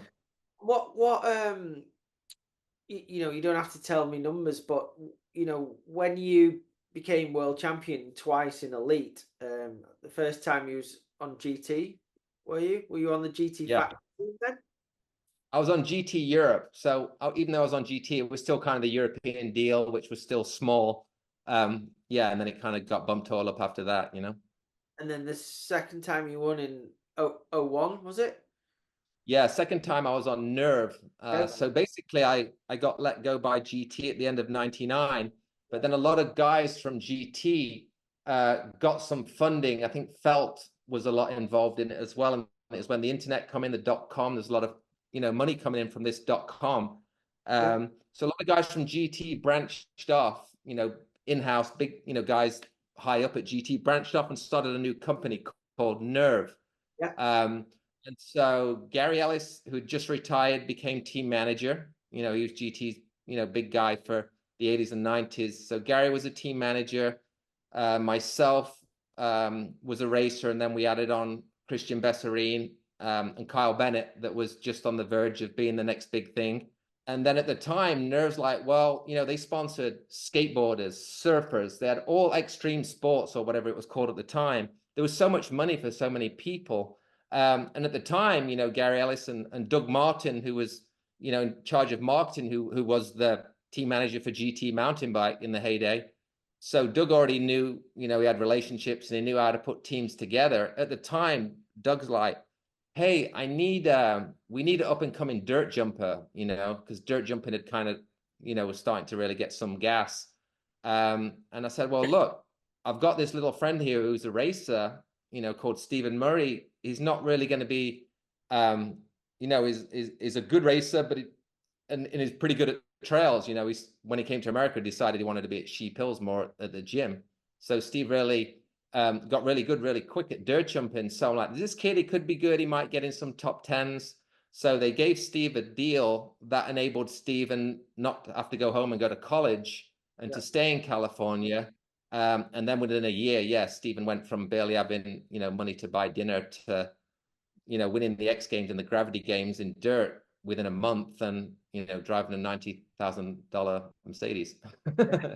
It's incredible when you think. Yeah. So we had a really good team. So yeah, Kyle Bennett came in and obviously went on to being one of the greats, winning, NBL titles, world championships. Just the style he had with it was just incredible. Yeah, no, Kyle was the next thing after Levesque. Yeah, Yeah, Nerve only lasted, for me, 3 years, 2 years. But it was the money was better than GT. Very similar run to GT. For me, I was getting into my 30s then. I managed to win that world title in '01 at the age of, I think, 29. yeah, And then after Nerve, I then went on to I think I went like 6 months without a sponsor, but there was still a lot of co-sponsors. So that's when I did the orange thing with Dave Merton. And then I did rode a Supercross. I just had a bunch of co-sponsors for about 6 months, and then I got on free agent KHS and then did almost 10 years with them. So I really caught some good rides over the years. yeah, definitely. And when you were, on them two programs when you won worlds, was the was the good bonuses for winning the world championships? Because if you win a downhill world championship now, there's some the top riders get big bonuses. What's the big bonus now? I don't actually know for sure, but I imagine it's like, you know, between 20, 30, 40 grand. Yeah. Yeah, when I won my first one on GT, I was like I say, it was always, the joke, the Euro budget, the Euro team, probably same in mountain biking, not on the same level as the American team. Yeah, Um, but so when I won the worlds in England, even though I was on GT, I had no bonuses, no salary and nothing. It would basically give me a lump of money. Here's 15 grand. Go to as many races as you want. We'll hook you up when you're in the States.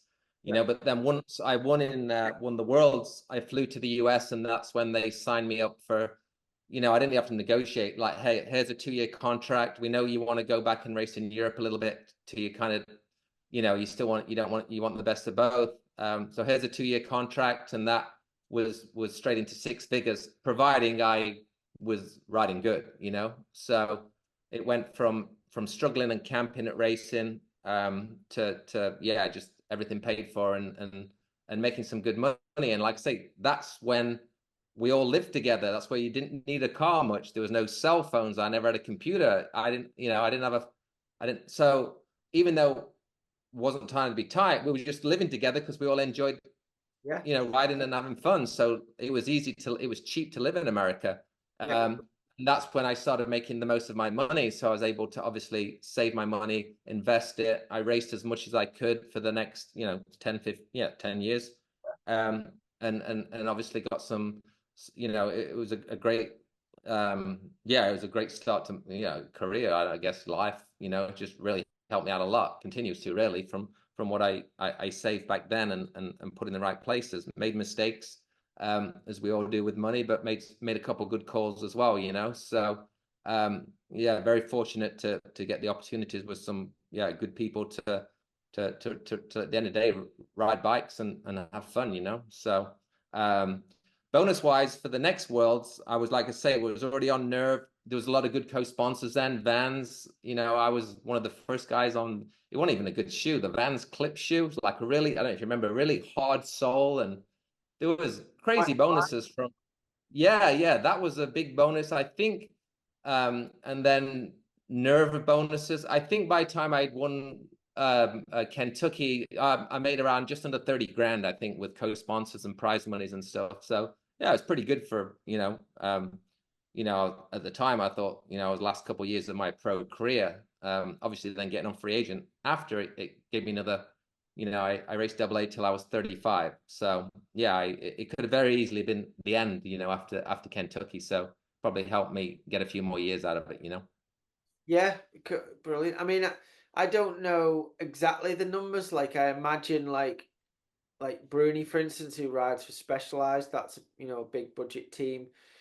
If he wins worlds, it could be a lot more than I mentioned, but I've not really any idea. But uh, uh, there's like bonuses per World Cup for teams as well. If you win a World Cup, it's a big deal. So Mm-hmm. obviously there's quite big bonuses for a World Cup win, and then obviously you can win the overall World Cup, which again are probably is big bonuses if you're on a big program.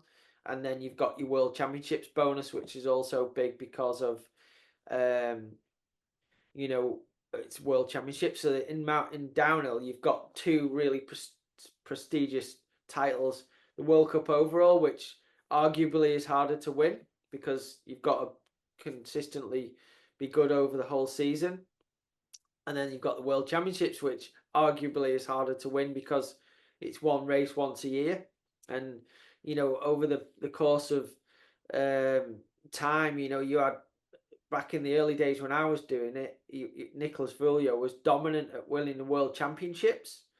Um, then quite a few years late, like Steve Peat won loads of World Cups, but could never win the World Championships until he won that one in '09. And then you've got Aaron Gwynn, who came in and was literally dominant for 5 years. I think he won 5 overall World Cup titles, but he's never won World Championships. Mm. So, and then you've got Bruni, who's won loads of World Championships, more World Championships than he's actually won World Cup overalls, I think. So it's Yeah. it's one of those. Yeah, Uh, BMX contracts are always set up like I'll use Neil Wood, for example, because I live with him. Obviously, you guys are the same. You all tell each other what you make. Everybody knows what he makes. And, so especially in Huntington Beach, everybody know each other's deals. Alan Foster, very smart guy at the time. He was a team manager and racer for Airwalk. He rode for Airwalk. He had a signature shoe.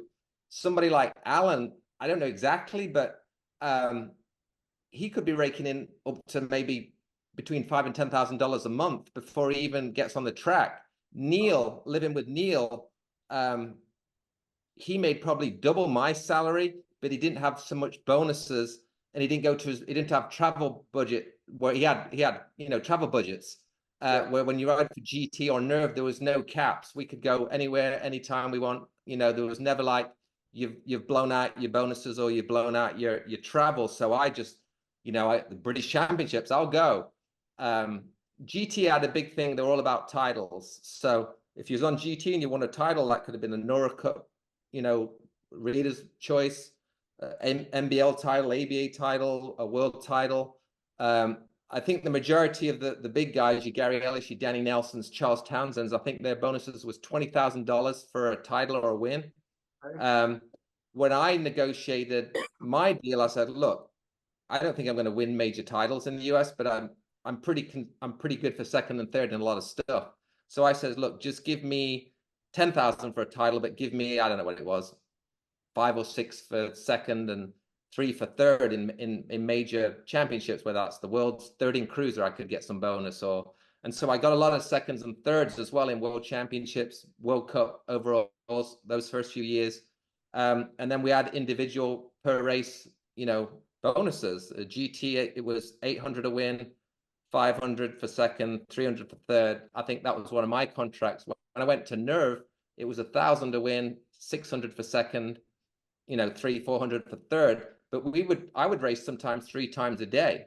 So you could get bonus. I've had races where I've got 6 bonuses in a weekend, and I think the best I did, I think I got 5 wins and a second. So that's $6,000 in bonuses plus the prize money. So a really great weekend, you could make, $8,000, which didn't happen that much, but I realize if I can be consistent throughout the weekend, maybe grab a cruiser win, some seconds and thirds in open and double A, you're always taking home, 3, 4, 5 grand, which adds up pretty much, especially when your travel's taken care of, and a couple of title bonuses over the year as well, So I think everyone is a little bit different. I always plan my stuff on being consistent all year and not stress on winning, but just being seconds and thirds, which I think gave me longevity, and I was able to make money that way. Where like the Fosters maybe and Neil Wood, Robbie Miranda had big salaries,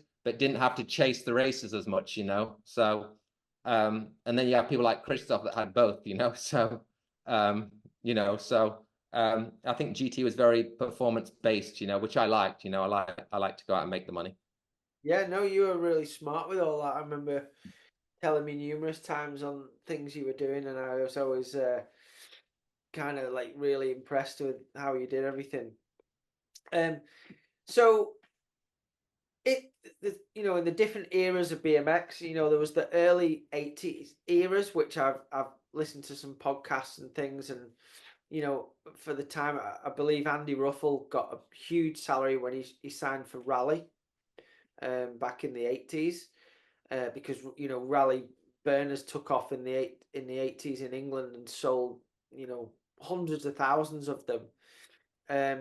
So there was guys on big, and I think some of the US riders back in the day, when there was not as many brands, but you basically, there was Mongoose, GT, Hutch, Diamondback, Free Agent. There was only so many brands, and each of those, Skyway had a really good rider.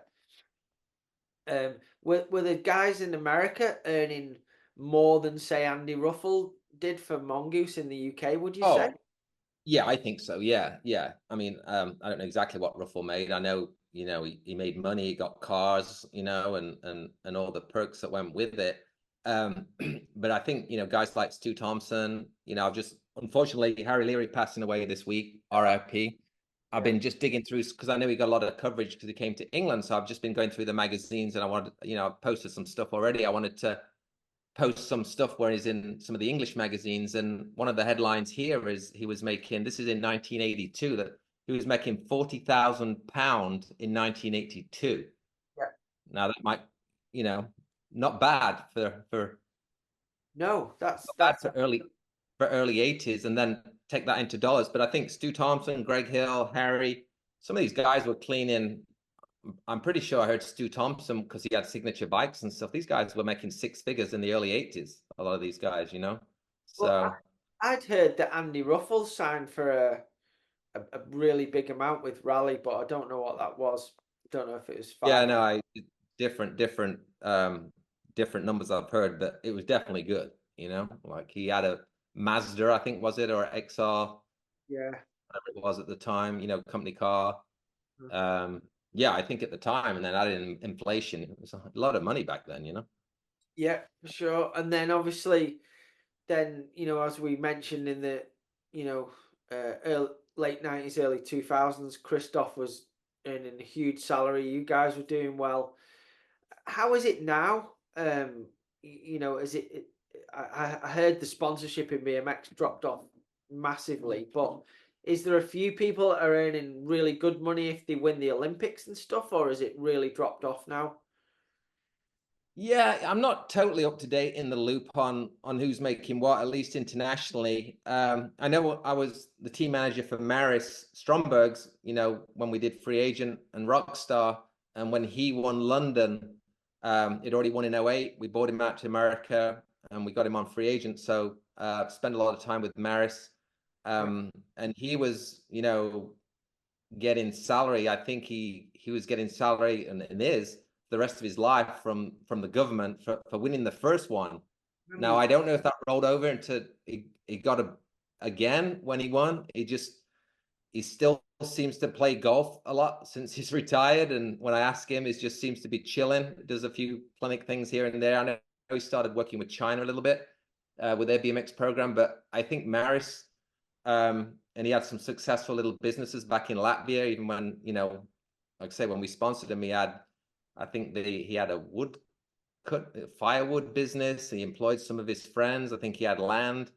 So I think Maris has done really well for himself. I think current sponsors, at least, there's always a rumor that Mariana Pajan has made millions, and wouldn't surprise me, her following. And I just listened to that podcast she did on the Red Bull, was really interesting and good information there. But I think she's probably done probably better than anybody, I guess, if you go by what people say, Right. and well deservingly if she is.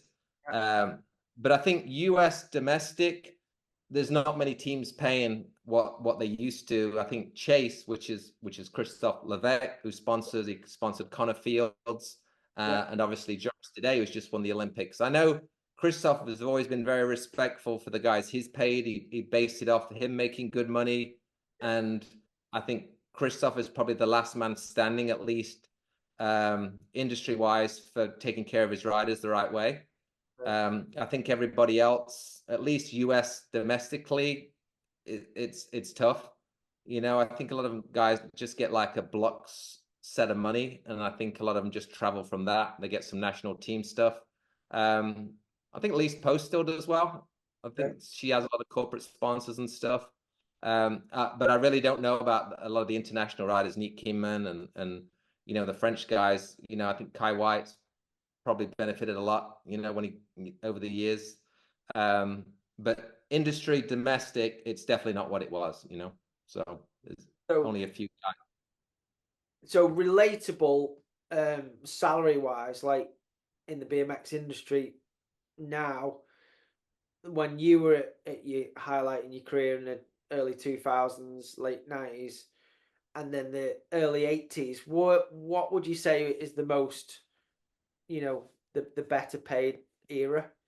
I think the 90s, I mean, rumors, and even after the 90s, it was always rumor Christoph was making, 250, 300 a year. And then I heard Willoughby maybe went beyond that from, Redline always took care of their riders from John Pearce well, actually, even before John Pearce, I think it was Greg Hill, Stu Thompson before him. And then you had Bubba Harris that went on a tear for, just flat out doing clinics and just winning world titles.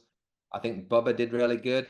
And then, yeah, just from, being around, the Sam and Maris raced at the same time.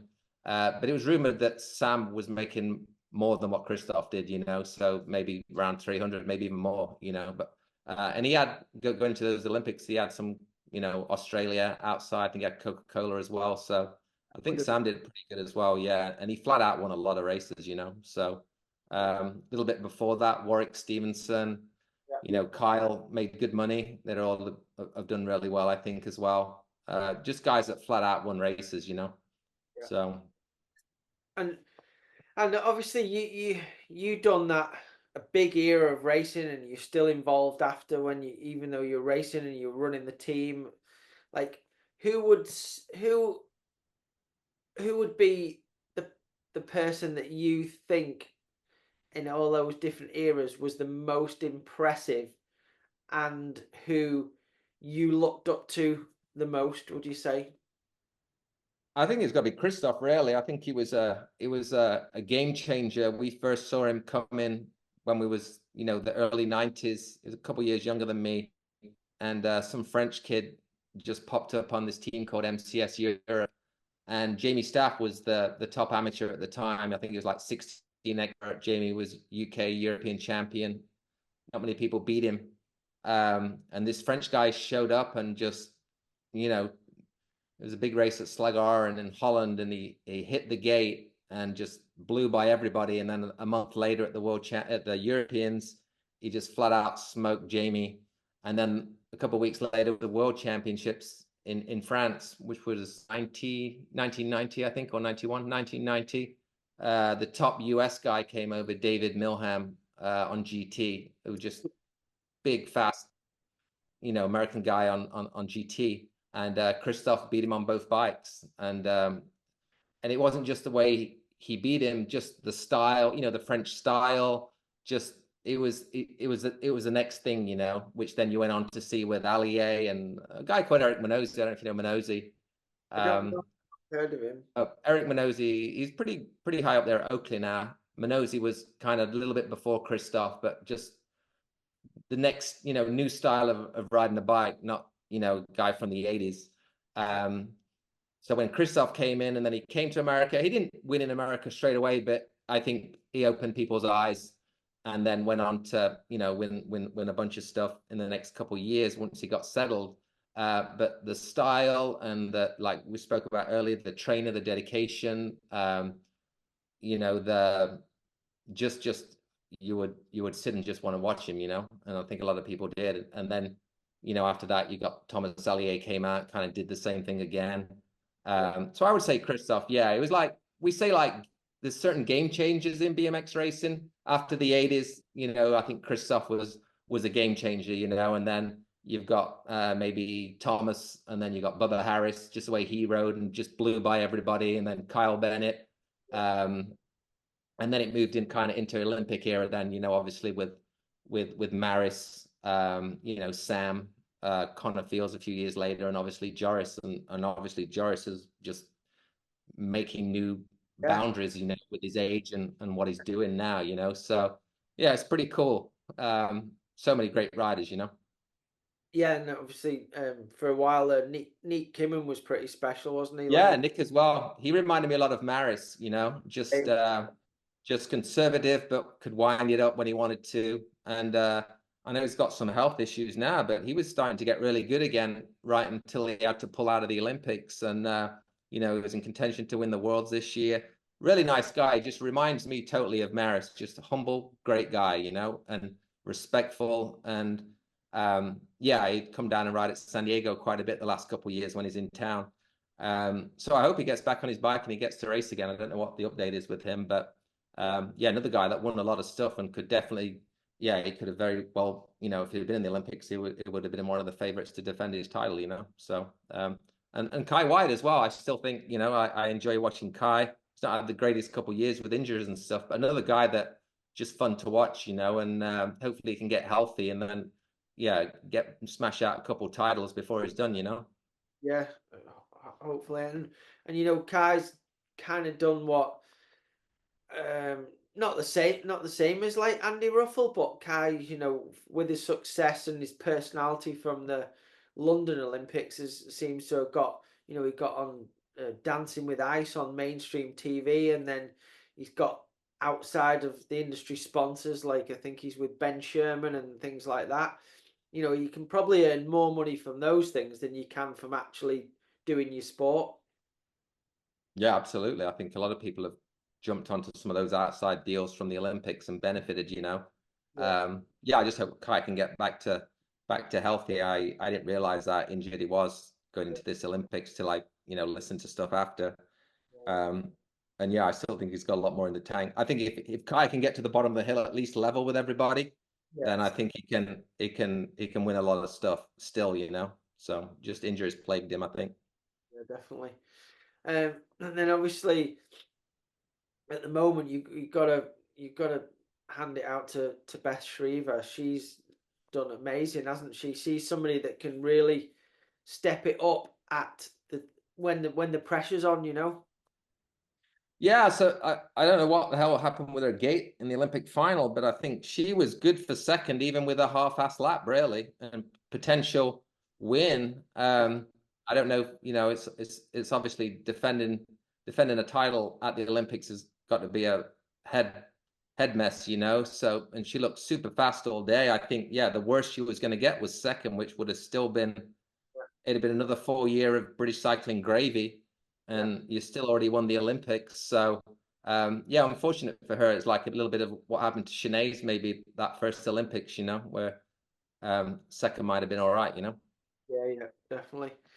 And so obviously, you've been involved throughout the whole thing of BMX basically, and you're still involved now. Where do you see the future of BMX racing going from here? Do you think it will carry on being Olympic? The tracks will stay similar? Do you think it'll change? What do you think will happen?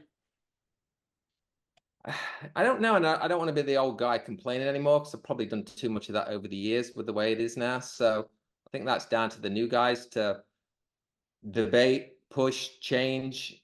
Can't be a bunch of 50-year-old guys from the 90s that have got the voices. I think for me, personally, I need to do the fun things of BMX, which I'm doing now, from the last couple of years of me riding the bike, whether that's, doing my grassroots stuff, which I get a lot of fulfillment out of, riding the BMX bike myself. I still have to ride a BMX, before I get the mountain bike.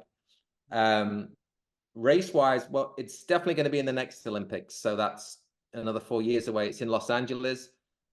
There's a chance that could kickstart it, the birth of BMX being right there. And it seemed like the last Olympics got some good with the three French guys. I messaged Christophe after Joris won. I said, that's pretty cool that your guy won. He said, it's even cooler they got first, second, and third, you know. So that, at least in France and Europe, it's going to be a whole lot of good.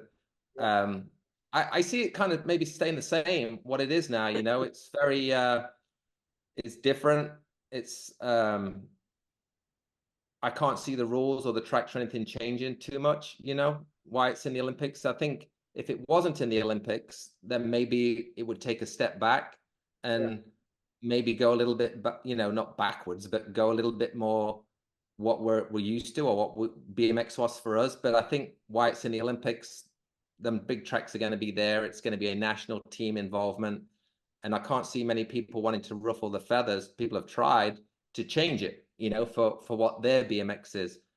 The current guys, the Sylvain Andre and your Kai Whites, this is their BMX. They like it. If you listen to some of these guys on podcasts, you listen to Sylvain, he loves racing supercrosses and World Cups, and how amazing is he to watch. yeah, And so it's their BMX. If they want to change it, then it's up to them if they want to carry on how it is, which I think a lot of them do. I think a lot of people are happy how it is. If you want to ask a bunch of 40 and 15-year-old guys, then there's probably different views. But you know, I think that's what's cool about these different kind of events. Obviously, it happens more in mountain biking. For different style of events, you don't have to be a World Cup racer, or obviously now with social media, some mountain bike guys, you know, there's so many different avenues, and it's slowly happening with some BMX guys now. You look at a Barry Nobles, you know, he can race Vet Pro, but he's so good at media and YouTube, and just everything he does is just cool, you know.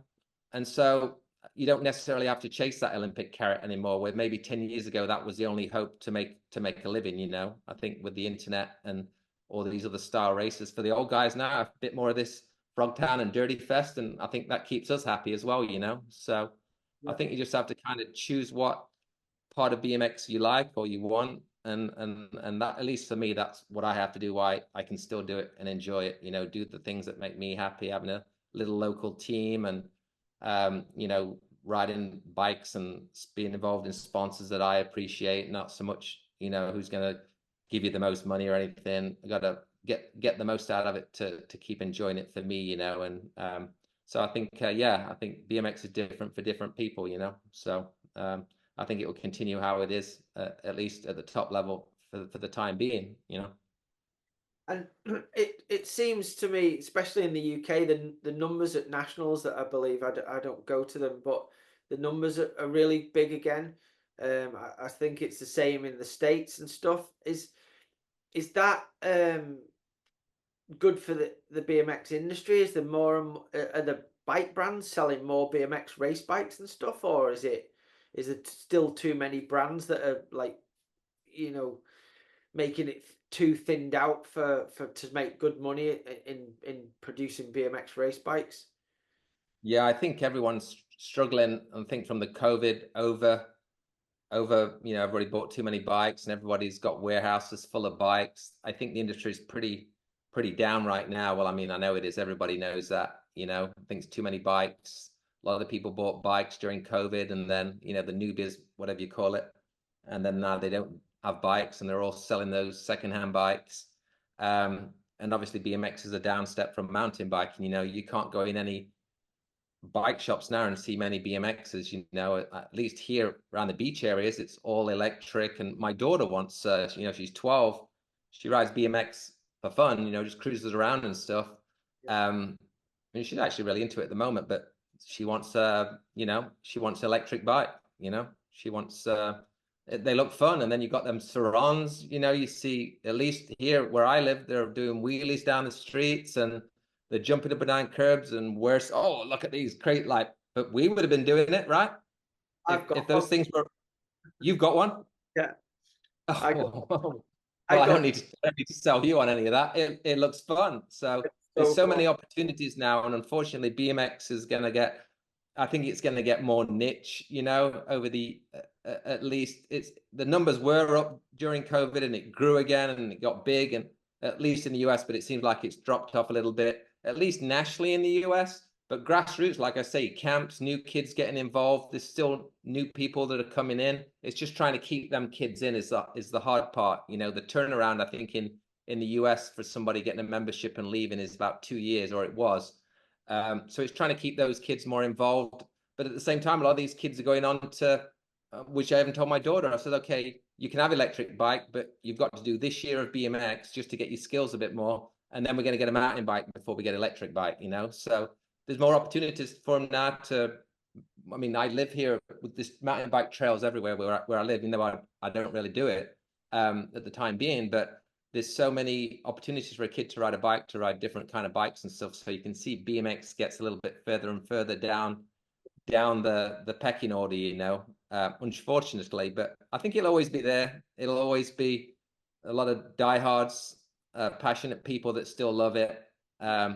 I just think it'll probably go a little bit more niche over the years. I guess a lot will depend on the Olympic stuff as well. You know, how if it stays in, it seems like people are saying, like, as of now, it's good and people like it, you know. So who knows? Maybe it'll be after our lifetimes where it'll evolve and change a little bit more, you know. But at least for me, I got to ride as much as I can, because I still I love sitting on my bike. I like to look down on my bars, and I love it when I feel good. And if I watch a video of myself, I'm disgusted. I talked to my friend Jason Richardson. Um, I was like, yeah, like if you see me on Instagram, still pictures or any video of an old guy, it needs to be in slow motion. Like you don't need to see us, you don't need to see a full lap of us racing anymore. So I always tell Jason, stills and slow-mo for Instagram because that's it.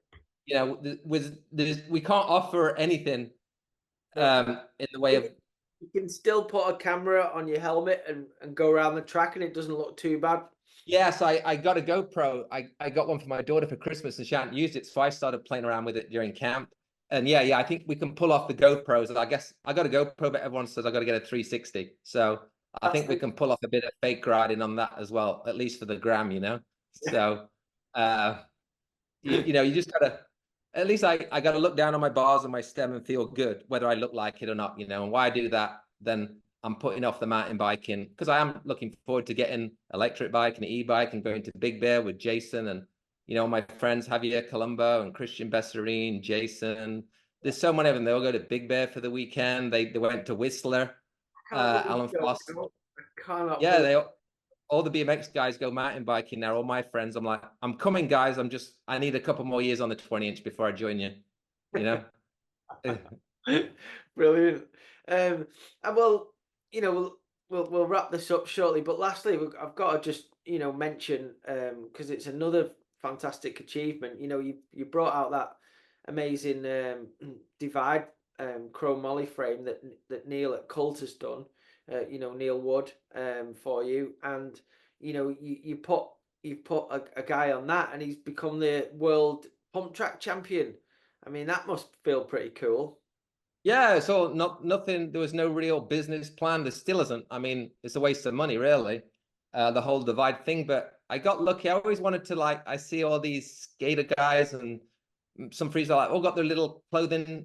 I'm like, oh, that'd be kind of fun. Learn how to do that. And so I hooked up through Chico Hook, a guy in England from London called Mark Ward, just a graphic designer guy, and found out later he was the 90s BMX in the UK and always followed it and did it with just at a fun level.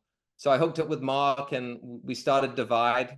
It's Dvide, and we just made hats, t-shirts, hoodies. I think we started about 4 or 5 years ago. And Mark was always pushing like, why don't we make a frame? Why don't we make a frame? And we'll do it like a cross between a little bit what's happening now, but with your heritage, mid school.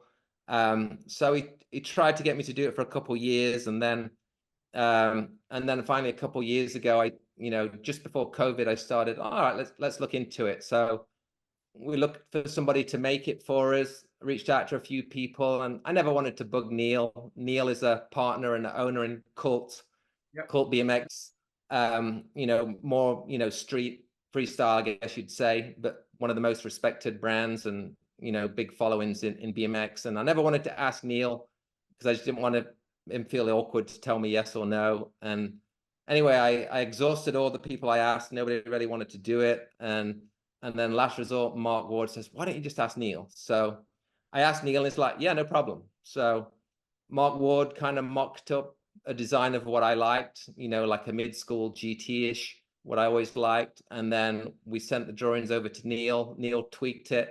And we made a run of 24 chromoly frame forks and bars. They came out just about 2 years ago. And yeah, sold them all now. I think maybe Mark's got one left in the UK. I've kept a couple, because I to save. We did a cruiser prototype. Just a couple came out about 4 or 5 months ago. We just got 2 prototypes. Just one's built up, and yeah, I really enjoyed that chromoly. Just deciding now whether to, at the same time, I've started getting a good relationship with GT now. They're coming in to sponsor my camps and stuff. Obviously, with Clive Goslin, my relationship with Clive, Clive was my GT team manager in the UK in the 90s, early 90s. And then Clive obviously doing really well at GT and, Clive plugging in with what I'm doing. So I do have a GT now. I raced GT for the last couple of races, getting a bit more involved with them. So yeah, maybe we'll put Dvide on pause for a while, or just go back into maybe making some number plates, t-shirts and hats. And I'm hoping really, to be honest, to go a little bit more on GT. I wanted to finish the full circle on, you know, GT is my first love, you know, I wanted to ride for GT. I rode for GT. It'd be nice to finish off my BMX with that. And then maybe try Dvide again down the road, but if not, no big deal, you know. But yeah, I've got some good respect. People like it. I think having Neil behind it, you know, Neil's everything he's done from his career. He went to S&M and then on to starting court with Robin Morales. They have a lot of respect in the industry of what he does, and Neil does all the design. He's just been doing it so long. It's just like the bike is really, yeah, it's fun to ride. And for me, getting back on a chromoly after probably nearly 25 years was really fun, you know. Yeah. But it's a passion project. It really didn't make sense financially. There's no real plan. I was sponsoring Alec Bob at the time. You know, we did a little red line program and a little bit of stuff with Haro over the years. And then I asked Alec if he'd be interested in riding a chromoly. And he says, yeah. And he got second at the Pump Track Worlds a couple years ago.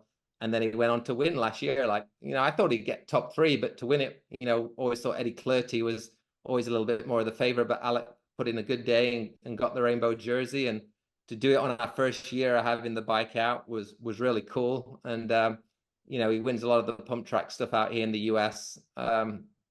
He's just getting ready to go and do the Worlds again. So yeah, I'd be excited to see if we can do it again or get a good place in, which would be cool. Yeah, cool for the little brand, you know. It's kind of fun knowing we put a bike out there and got somebody to win the Worlds within the first year, you know.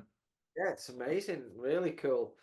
Um, well, hopefully, you know, if you do the thing with GT, I think for the time you've put in the sport and all your achievements, surely there's got to be a signature Dale Holmes model GT that's got to come out. I would never do that. Even with free agent, they like, do you want to do a signature bike? And this is 20 years. I'm like, no, I just always be so scared nobody buy it, you know? So The I amount of wouldn't.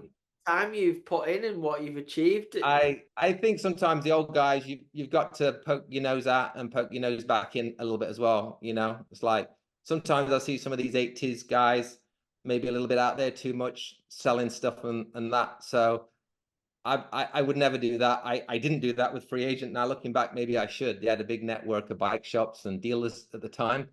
But it's never been my thing, you know. That's why I never put my name on a bike or anything, or even a podcast. I don't want my name on it, you know. It's just not my thing, you know. But Fair yeah, enough. just to be involved, do cool stuff, is all I want now, and to enjoy riding the bike myself. You know, it's not all about if I can pay the bills and enjoy it. You know, camps going really good. Doing camps. I'm starting to do some school stuff. I've got 2 weeks of school programs coming up where I go into low-income schools that are go in and teach. A lot of these kids don't know how to ride bikes. You got 13, 14-year-old kids. The YMCA fund it, and then I go in with bikes, and we do. I've got a couple of weeks coming up down in Chula Vista, down on the border of San Diego and Mexico, and I've done it numerous times this year. It's so fulfilling teaching some of these kids to ride a bike, and I can see there's so much potential with a lot of these kids on BMX, girls and guys. You know, I had one girl that she was doing frame stands and she was just doing stuff she didn't know, but she just did stuff that we did, you know. Yeah. But it's just having them opportunities to follow up once I've left, you know. But to go down there and teach kids to ride bikes, and again, I'm riding around with them and, you know, helping them. It's fun for me. So we're doing a lot more of that in the future as well, at least for the next year or two. So that'll be cool. Brilliant, mate. Brilliant. Well, I think we'll wrap it up there. We could go on chatting about BMX forever, and you know, we I can know, I know. pick it up at another time. But yeah, I'd just like to say, you know, huge congratulations on your whole career, not just all your national titles and your world championship wins, and you know, from all that to the camps and the longevity and still the passion that you've got in the sport. It's amazing to see, mate, and you should be really proud of yourself. Yeah, I appreciate it. Last up as well, we set up the British BMX Hall of Fame as well a couple of years ago. Myself, Andy Ruffle, Darren O'Neill, Mike Wong, Daryl Gibbart, a bunch of great friends in the background. This is our third year of doing. We're like, no one else is going to do it, so we set up the British Hall of Fame. You've supported us coming to our event. Steve Pete's been to our event. Our first event, we just had under 500 people. We had another event last year. We're taking this year off. We're just going to do it online this year, but we hope to ramp up the Hall of Fame again next year. And it's not about patting ourselves on the back. As you know, I'm a BMX fan, like you are, Alan Woods, those early guys. So many guys that I feel get forgotten in BMX in the UK. And my goal was always to try and get these guys a little bit more of a nod to what they've done, and because how much they did to us, to you, to me. That's why we're still here now, because a lot of those early guys. So we set up the British Hall of Fame. It's had its challenges, but we've pulled off 2 great events. We've got some good people now. We've got some good people helping us in the freestyle area. And to get the respect from those guys as well. We have a guy called Neil Waddington, does a site called Ride on BMX, and Neil is, mid-school, early school, old school BMX, but really in the mid-school in the UK, and having Neil help us do the freestyle side. We just got some really good people we just want to keep the history going, and so maybe one day when we're all gone, then, our kids can maybe kind of still see, or at least where it all started, or kids that are interested in BMX. So that's why we do it. And at the same time, I've collected all my magazines over the years. I'm like, I have to share this stuff and knowledge and stuff, as a lot of people have. But I think I think history is really important. Today's kids, should hopefully want to know where it all started and where it came from, and I hope we can help bring that out a little bit more in the future. Yeah, no, it's cool. I really enjoyed coming to those events and just sitting back and seeing everything. It's brilliant. But you keep talking about the end of your career. I think there's a full Dale Holmes e-bike mountain bike career about to kick off in the next few years. Hopefully there's not any loose turns, all right? Yeah, but it's easier on an e-bike because there's more grip. So maybe we'll jump back on another podcast and do one on talking about you drifting through some turns. Oh man, I don't know, man. I don't know if I can handle racing you and Oggy anymore, And it's like you end up racing the same dudes, right? Just that. I think I told you the other week. I ended up racing Oggy the other week on some. I saw video footage. Yeah, you just Funny. drifted right under him, didn't you? He's quite smart still though, because I could pass him on whatever turn I pretty much picked, but he blocked one side one lap, then he'd go the other side the other lap, and it was fun. But Oggy. Oggy's always been a good racer, aggressive, good start, and you got to give credit. Oggy loves. Nobody rides a BMX bike more than Oggy and his son. Like, he loves it, and he still rides, and I have a lot of respect for Oggy. That's why I still like to support him. And we got to give our, Boom Boom, Scott Beaumont, a shout out as well, just the passion, and like, seems like Scott's got another 20 years of ideas and energy in his mind to continue to grow everything, and especially for cross mountain biking. So he definitely deserves a big shout out for sure, and with his podcast as well, Yeah, I mean, just me going to the Malverns, and they had ended up being the British Championship 4-cross and dual. Like, how still into it and serious Scott is for that stuff is it's impressive, really. Yeah, no, he is. He's like us. We can sit and talk about bikes all day long, and we should do this and reminisce. But Scott's actually out there, like, making it happen as well, like in a big way. So shout out to Boom Boom. Yeah, definitely. Cool, man. Well, thanks so much again for everything you've done for me. Everything you've done for the sport of BMX. Yeah, thanks for coming on the podcast. It's been an honor having you on, mate. Oh no, thanks for having us on. I know I've kind of been delaying on doing this, but just been a busy summer.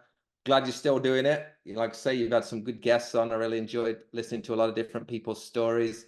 You have such a good personality where you've got so many friends in mountain biking and BMX, and everybody loves Pagey. I think you're one of the unique guys that has access to a lot of people, a lot of podcasts, and people don't, and being in the UK, you can cover so much, can't you? Because there's so many people there in all different aspects of riding bikes, which is cool. So keep it going. Looking forward to seeing what you got next. And yeah, keep banging them out, dude. I love it. Yeah, cheers. I'll keep doing it as long as Maya does it, because if she disappears, I'm screwed. I can't do any of that technical stuff. Yes, So good job, producer Maya. Keep it up. big shout out to Maya. Yeah. So yeah, well, again, thanks for coming on, mate, and hopefully I can get out and see you again in the not in another 15 years to California, and I know you need to come and live out here. We can have a lot of fun again, you know. So you guys are welcome anytime. Bring the whole fam again. all right. Well, thanks very much, and yeah, I'll speak to you soon, bud. See you, mate. Cheers. Bye now. Bye. Well, I hope you enjoyed that as much as I did. You can probably tell from listening to that. I'm a big fan of Dale's, and he's a really good friend of mine. And I really enjoyed chatting to him and going over his amazing career and what he's doing now. He's doing really good things for the BMX community with his camps and stuff. And he's a really humble guy. To be fair, he's won a lot of things over his career. But yeah, hope you enjoyed it. Please keep listening and like, subscribe, send some comments in, and yeah, thanks very much for tuning in. See you next week. All the best.